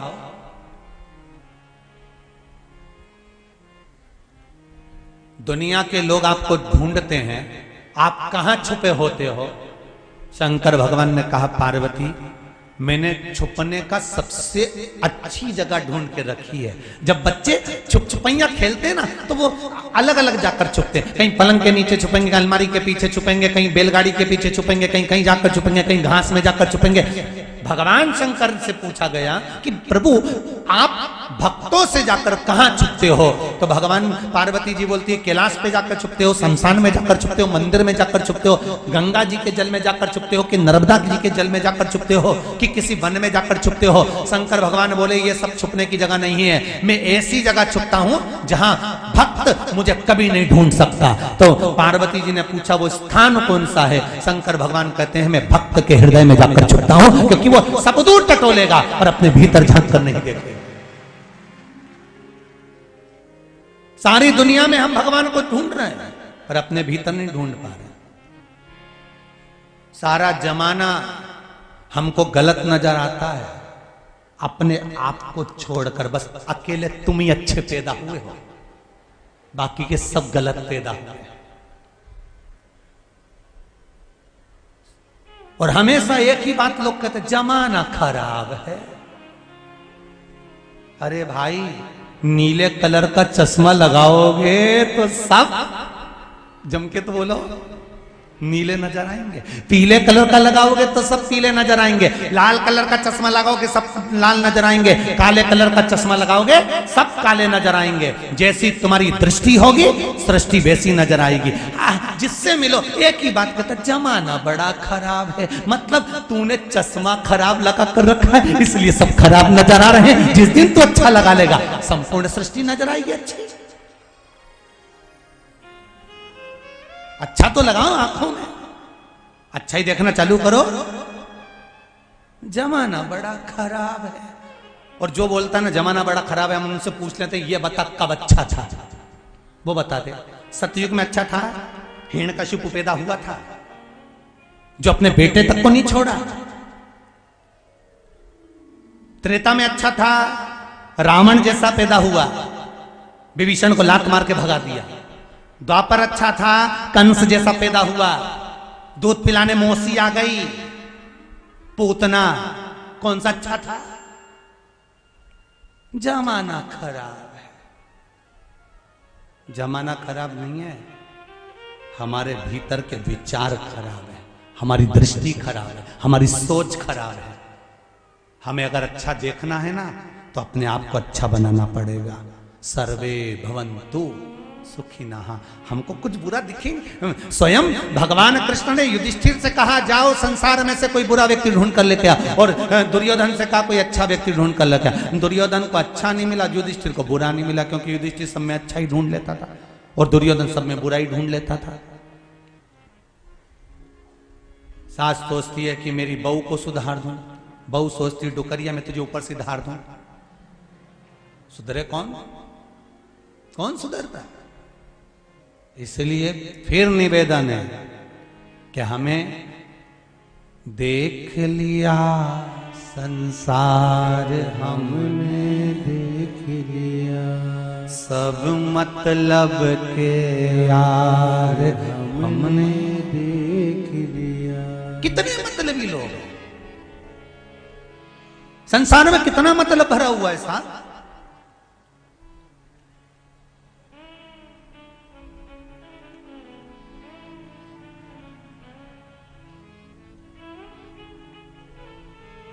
अरे गुरुदेव, इतने बढ़िया, हम दोनों पति पत्नी में, पत्नी मेरी इतनी बढ़िया, पत्नी के पति बढ़िया, दोनों बढ़िया हो, क्योंकि अच्छा ही देख रहे हो। बहन कहती है मेरा भाई अच्छा है, भाई कहता है मेरा बहन अच्छी, मतलब अच्छा ही देख रहे हो।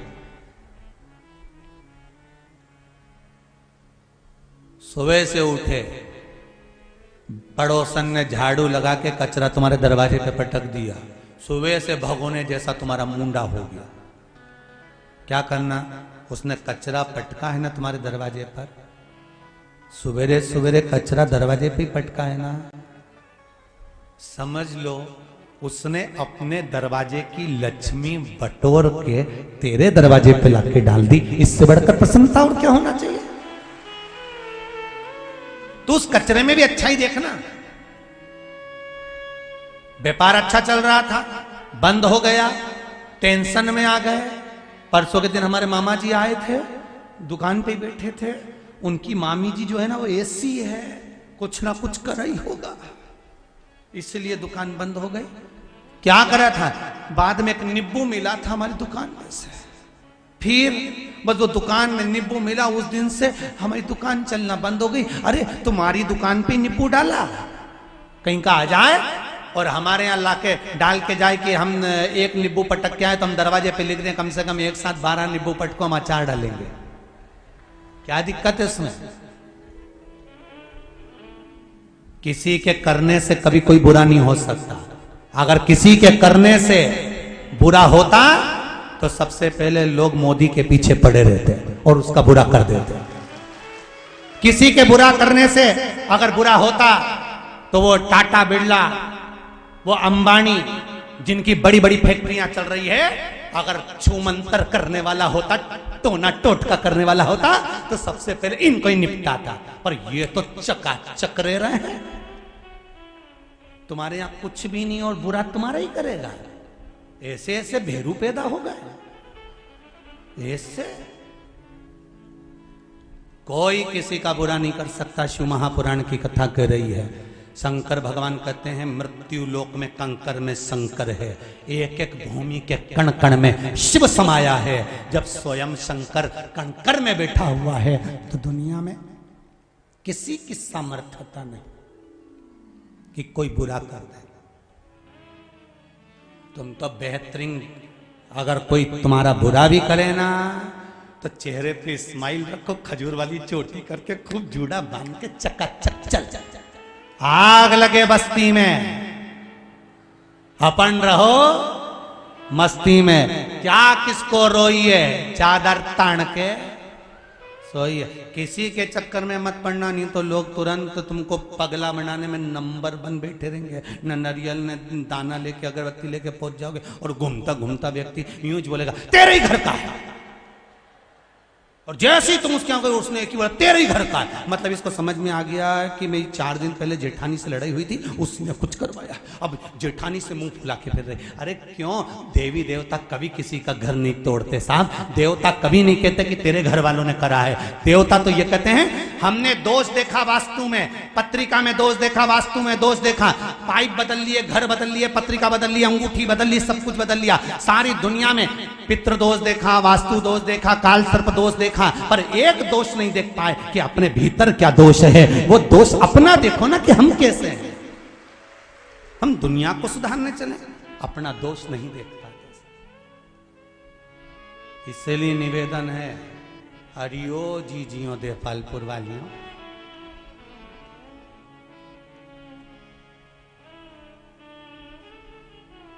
देवपालपुर में तो हम आपको सासुएं भी कह सकते हैं। और इनको ससुरा भी कह सकते हैं। तो तुम निवेदन है, हमें दूसरे में दोष नहीं देखना। भगवान ब्रह्मा भी यही कर रहे हैं। भगवान ब्रह्मा ने भगवान विष्णु से कहा ये शिवलिंग का चरण कहां है, शीश कहां है, कहां है चरण, कहां है शीश, कहां?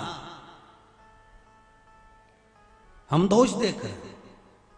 3 मित्र पिकनिक करने गए, समोसे, कचौड़ी, पानी की बोतल, कोल्ड ड्रिंक, टॉफी झोले में भर के ले गए। जैसे ही गए पिकनिक करने के लिए जंगल में, झोला खोला, सब कुछ निकला, पानी की बोतल नहीं थी। कहां गई? घर रह गई। कौन जाएगा लेने? इन तीनों ने नाम लिखा और पर्ची फेंकी, जिसका नाम आएगा वो जाएगा। नाम की पर्ची फेंकी, एक का नाम आया, वो बोतल लेने के लिए उसको भेजा, तू जा बोतल लेने, जब तक हम समोसा, कचौड़ी, इमरती, जलेबी, भजिया, पकोड़ा कुछ नहीं खाएंगे जब तक तू नहीं आएगा। और उसको भेज दिया। वो गया, आधा घंटा हो गया, नहीं आया। 1 घंटा हो गया, नहीं आया। 1.5 घंटा हो गया, नहीं आया। 2 घंटे हो गए, नहीं आया। इन दोनों ने विचार करा, उसकी मम्मी पापा ने कहीं काम पे लगा दिया होगा, चलो कचौड़ी समोसा निकालो और खाने की तैयारी करो। इनने कचौड़ी समोसा निकाला और निकाल के दोनों ने समोसा लिया और मुंह में ले जाने ही वाले थे, इतनी देर में वो पेड़ के पीछे से आ गया और आते से ही बोला मुझे पहले ही मालूम था कि तुम दोनों खा जाओगे, इसलिए मैं गया ही नहीं। वो मैं ही खड़ा।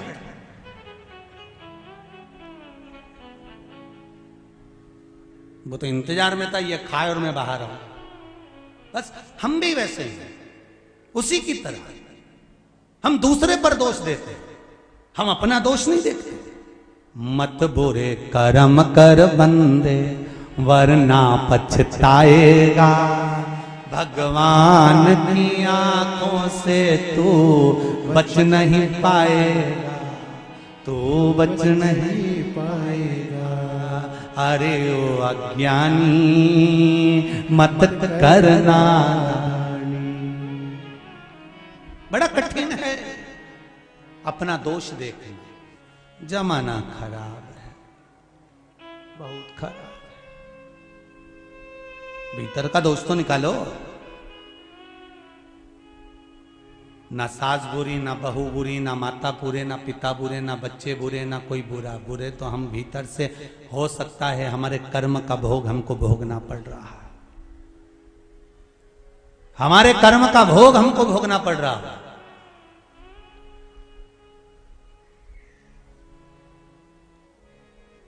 इसीलिए बार बार कहते हैं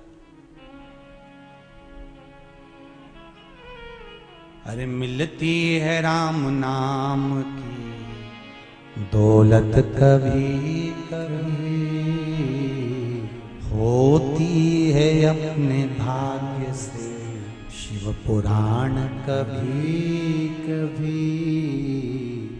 दौलत को पाके तुम कभी अभिमान ना करो,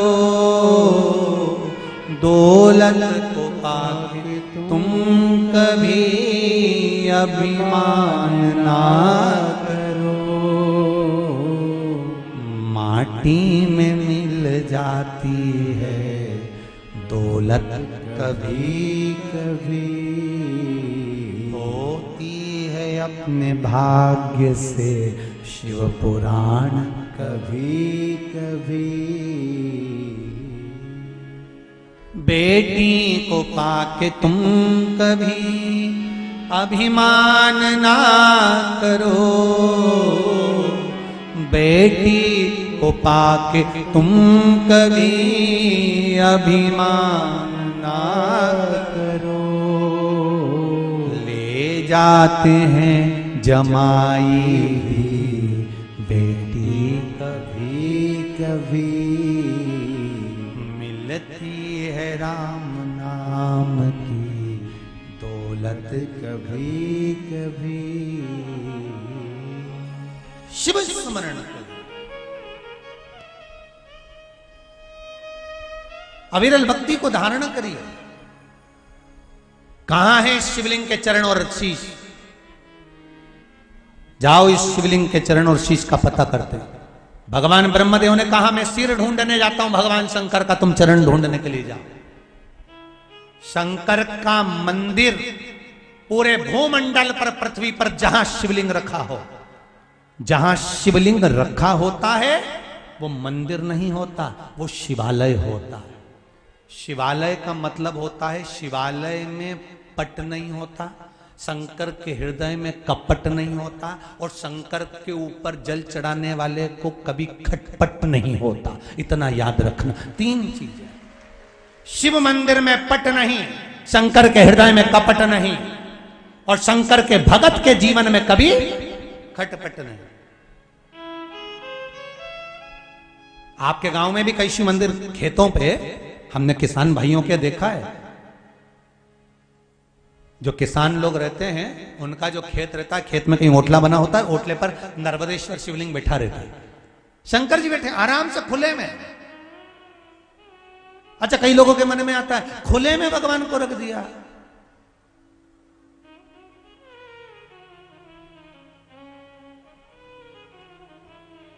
स्वयं पार्वती जी ने एक बार शंकर जी से कह दिया था, भगवान विष्णु के मंदिर में ताले लगते हैं, देवी जी के मंदिर में ताले लगते हैं, सारे देवताओं के मंदिर में ताले लगते हैं, तुम्हारा भगत तो ऐसा होता है कहीं पे भी बिठा देता, हमें ताले की जरूरत ही नहीं होती। शंकर भगवान बोले हमारे पास कुछ होएगा तो ले जाएगा, कुछ हो तो ले जाएगा।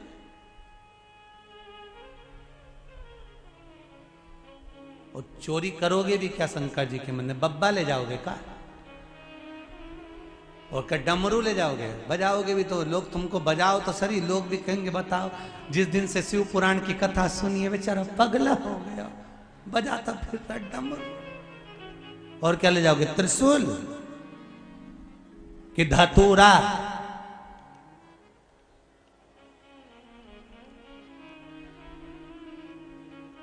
घर घर शंभो शिव की पूजा, घर घर शंभो शिव की पूजा, दर्शन गंगा जी को, दर्शन गंगा जी को, सखीरी मोहला दे ये काशी को।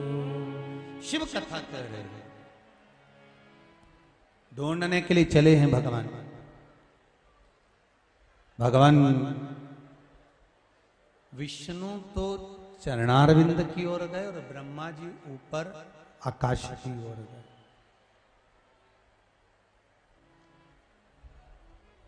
एक बात ध्यान रखिए अपने जीवन में,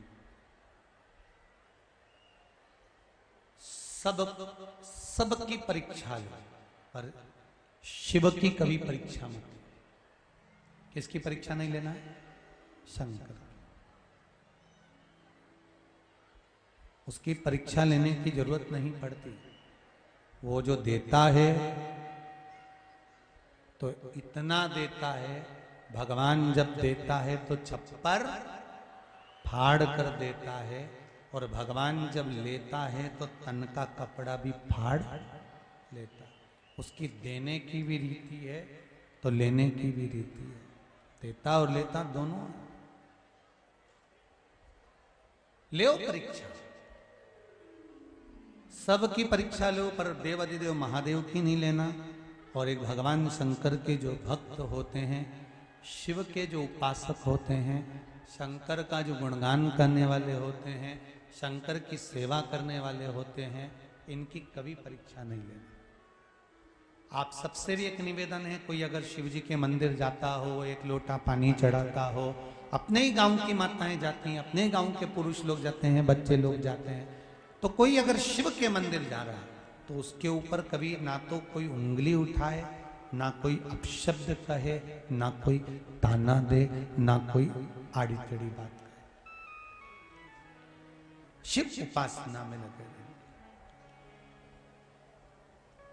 शंकर के भगत पर अगर कोई उंगली उठती है तो जिसने उठाई है उसका पूरा वंश समाप्त हो जाता है। पूरा वंश नहीं।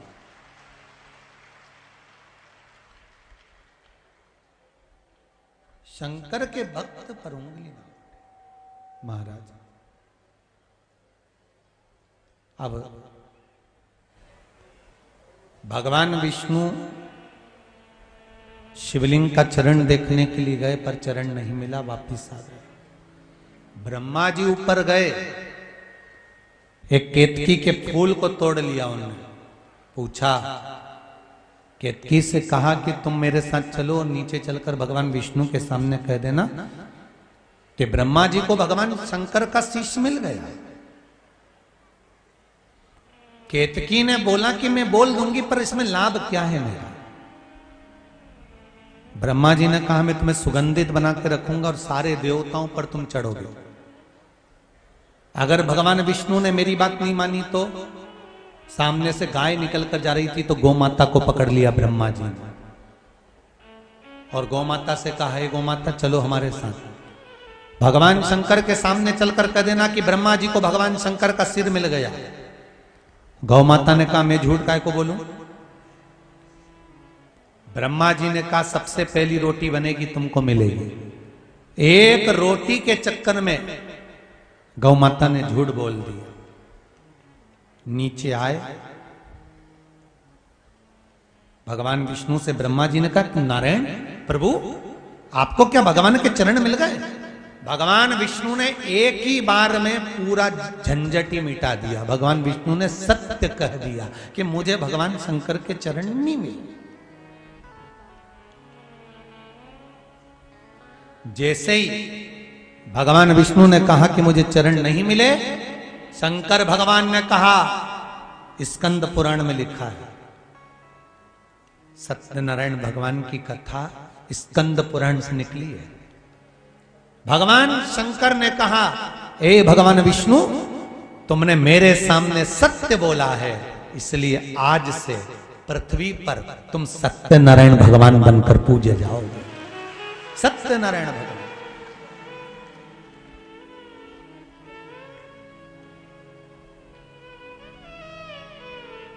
शिव जी को प्रिय है क्या? शंकर भगवान को प्रिय क्या है? सत्यम शिवम सुंदर। शंकर भगवान को सबसे ज्यादा प्रिय है सत्य। इतने सारे गांव के लोग बैठे हुए हैं और इतने लोग आस्था चैनल पर और फेसबुक पे सुन रहे हैं। आप सबसे पूछना चाहूंगा, पहले अदालत होती थी क्या? बोलते जाओ जितने लोग पुराने बैठे हैं। अदालत होती थी? नहीं। पंचायत भी बाद में बनी। सबसे पहले अगर कुछ निर्णय गांव के लोग लेते थे तो गांव के मुखिया के पास जाते थे और मुखिया शंकर जी के मंदिर में लेकर जाता था और शंकर जी के मंदिर में गंगा जल उठाकर कह देते थे कि बोल सत्य है कि गलत। उतने में निर्णय हो जाता था कि सत्य है कि गलत। कितना विश्वास था, कितना भरोसा था, क्योंकि दुनिया के लोगों को मालूम था कि शंकर के मंदिर में जाकर अगर सत्य नहीं बोला, झूठ बोल दिया तो इसकी जिंदगी नरक जैसी हो जाएगी। शिव को सत्य प्रिय है।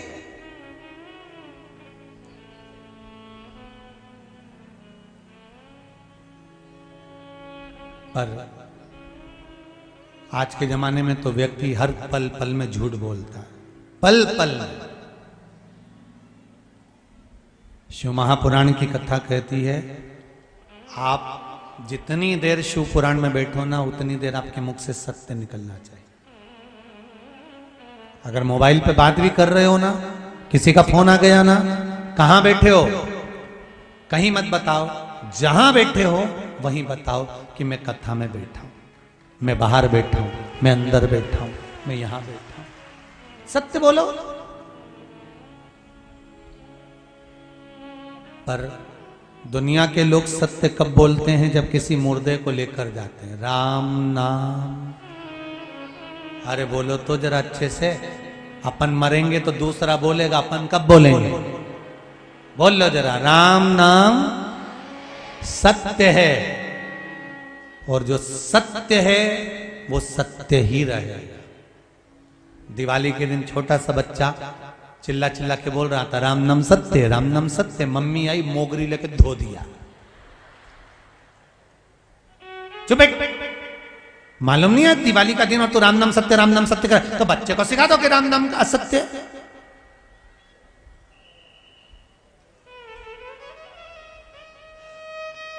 सत्य को झुटलाया नहीं जा सकता। सत्य कितना भी छुपा लो, सत्य को कितना भी दबा लो, सत्य को कितना भी दबा कर रख दो, कितनी भी झूठ की परत पर परत चढ़ा दो, पर सत्य एक दिन निकल कर बाहर आ ही जाता है कि यह सत्य है। इसमें यह सत्यता। भगवान विष्णु ने कह दिया, मेरे को भगवान शिव के चरण नहीं मिले। आपको सिर मिला? हाँ, ना मानो तो केतकी के फूल से पूछो। केतकी के फूल को भगवान विष्णु ने हाथ में लिया। क्यों रे केतकी, ये बता, क्या ब्रह्मा जी को शंकर भगवान का शीश मिला? केतकी के फूल ने कह दिया हाँ। शिवलिंग में से आकाशवाणी हो गई, ये केतकी का फूल झूठ बोल रहा है। भगवान शंकर ने कहा, सुन केतकी के फूल, सारे देवताओं पर तू चढ़ेगा, पर तूने मेरे मंदिर में मेरे सामने झूठ बोला है, शंकर पर कभी नहीं चढ़ेगा। और अगर भूल से भी कोई केतकी का फूल शंकर पर चढ़ा देगा तो 1000 गौ हत्या के बराबर दोष लग जाएगा। मैं तुझे श्राप देता हूं। सारे देवताओं पर केतकी का फूल चढ़ सकता है, पर शिव पर नहीं चढ़ सकता। ब्रह्मा जी ने कहा, अगर विश्वास नहीं हो तो गौ माता से पूछ लो। भगवान विष्णु ने पूछा, गौ माता, आप तो सत्य की मूरत हो मां, आपको लोग मां कहते हैं मां, बोलो क्या ब्रह्मा जी को शंकर भगवान का सिर मिला है? गौ माता ने कहा, हां, ब्रह्मा जी को सिर मिला है। आकाशवाणी फिर हो गई शिवलिंग में से, ये गौ माता झूठ बोल रही है। गौ माता, शिव कहते हैं गौ माता, तू जगत की मां है और तू झूठ बोल रही है। ए गौ माता, मैं शंभु शंकर कैलाश अधिपति शिव तुझे श्राप देता हूं, तेरा पूरा शरीर पूजा जाएगा पर तेरा मुख अपूज्य माना जाएगा। गौ माता, तूने मुख से झूठ बोला है। और गाय माता ने एक बार झूठ नहीं बोला, 2 बार बोला। ये तो कथा हो गई ना जाने कितने सतयुग पहले की। और एक कथा आती है त्रेता की, जब राम जी वन गए, फाल्गु नदी के तट पर राम जी भिक्षा मांगने गए। सीता जी ने ब्राह्मण को बुलाकर पिंडदान करवाया। तब एक भाग पिंड का गौमाता को दिया। जब राम जी आए और सीता जी से कहा, ये लो अन्न का भाग और जाओ पिंड बना कर लाओ। सीता जी कहती हैं, पिंडदान तो मैंने कर दिया। कहां कर दिया पूछ लो। ब्राह्मण से पूछा, बोले ब्राह्मण देवता पिंडदान करा कि नहीं करा? सीता जी के सामने ब्राह्मण ने झूठ बोल दिया। ब्राह्मण देवता कहते हैं, प्रभु माता जानकी ने कोई पिंडदान नहीं करा। सीता जी की आंख से आंसू झलक गए। कहा, ए ब्राह्मण देव, आपने पिंडदान करवाया है, आप झूठ बोलते हो। मैं आपको श्राप देती हूं ब्राह्मण देवता, तुम कितना भी जोड़ लेना, तुम्हारे यहां हमेशा कमी पड़ेगी। और ब्राह्मण कितना भी जोड़े, उसके यहां हमेशा कमी पड़ती है। ये सीता जी का श्राप था। दूसरा, गौ माता, आप तो सत्य बोलो। गौ माता ने सोचा, बालू रेत का पिंड बना कर दिया था फाल्गु नदी की, क्या मेरा पेट भराएगा? क्या मेरा पेट भराएगा? और फाल्गु नदी की रेत मैंने खाई है, कौन पेट भराएगा? गौ माता ने झूठ कह दिया। सीता जी ने कोई पिंडदान नहीं। सीता जी ने श्राप दे दिया, गौ माता तेरा पूरा शरीर पूजा जाएगा पर तेरा मुख अपूज्य रहेगा।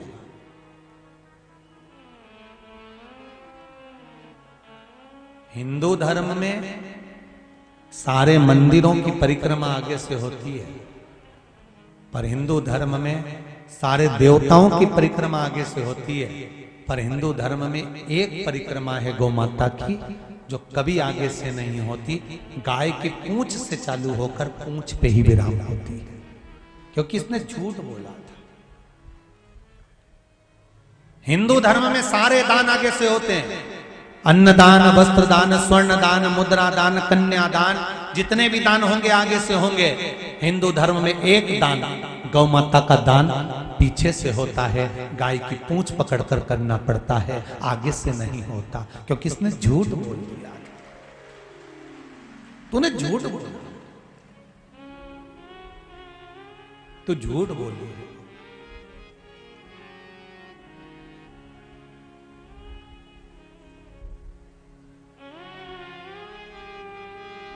शिव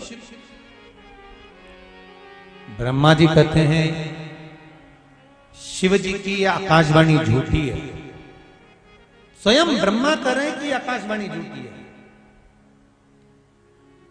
शंकर भगवान प्रकट हो गए और प्रकट होकर तुरंत भगवान शंकर ने अपने पैर के नखून को तोड़ा और पैर का नख तोड़कर भगवान शंकर ने उस नख को फेंका, काल भैरव को प्रकट कर लिया और कहा, जाओ काल भैरव, ब्रह्मा जिस वाणी से झूठ बोल रहा है, जिस मुख से ब्रह्मा झूठ बोल रहे हैं, इस मुख को काट दो,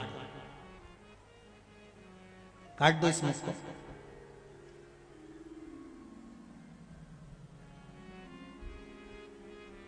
शीश कटा ब्रह्मा का, क्योंकि झूठ बोल रहे थे। शंकर भगवान की प्रियता एक ही चीज में है, उनको सत्य प्रिय है। आप शिव को कुछ दें ना दें, आप शंकर भगवान को कुछ प्रदान करें ना करें, पर शिव को देना है तो सत्य जरूर दीजिए।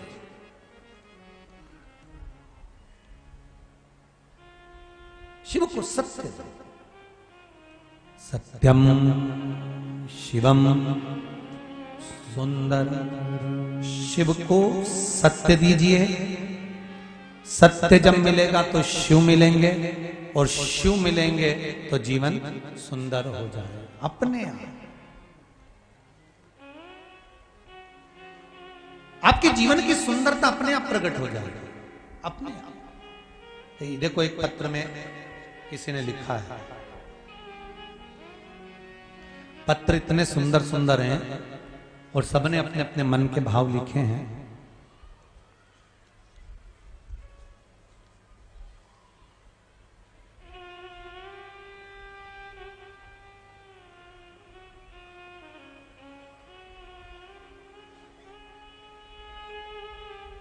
तमन्ना ओसवाल, गांव अत्यायना, देपालपुर की हैं, कहीं बैठी हैं। उन्होंने लिखा है, गुरुजी भाई की शादी नहीं हो रही थी, बहुत कोशिश करी गई। कहीं बैठी हो तो हाथ उठा सकती हैं। आप ही हैं? दोनों हाथ उठाओ जरा। हर हर महादेव। आपने लिखा है, तमन्ना जी ओसवाल, गांव अत्यायना, देपालपुर। आपने लिखा है बहन कि भाई की शादी नहीं हो रही थी गुरुदेव, सब जगह से हार चुके थे, तब पशुपति व्रत करवाया और व्रत का चौथा ही दिन था कि मेरे भाई की सगाई हो गई और उसकी शादी हो रही है। महाराज बहुत बहुत साधुवाद बहन, बैठ जाइए। हर हर महादेव। एक पत्र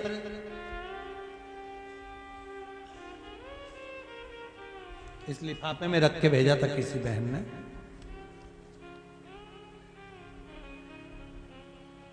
विनीता रावलिया सनावदिया से हैं, कहीं बैठी हो तो हाथ उठा सकती हैं, कहीं पर बैठी हो तो हाथ उठाएं। कहा है गुरुदेव, मैं 2 वर्ष से लगातार शिव महापुराण की कथा, कहीं बैठी हो तो हाथ उठा सकती हैं, दोनों हाथ ऐसे हिला दो अगर कहीं बैठी हो जिनका नाम लिया। विनीता रावलिया सनावदिया से 2 वर्ष से लगातार शिव महापुराण की कथा श्रवण कर रही हूं। मेरे 2 बार बच्चे मिसकैरेज हो गए थे गुरुदेव। डॉक्टर कह रहे थे कि अब योग नहीं है, अब आप संतान के लिए क्रम ना रखें। तब आपके द्वारा जो बताया गया था सफेद आंकड़े की जड़ का प्रयोग, वो करा और गुरुदेव बाबा की ऐसी कृपा हुई कि मेरे घर में पुत्र रत्न की प्राप्ति हुई है। बाबा को धोख लगाता है। ये पत्र भेजा है। शिव कृपा ही ऐसी। आप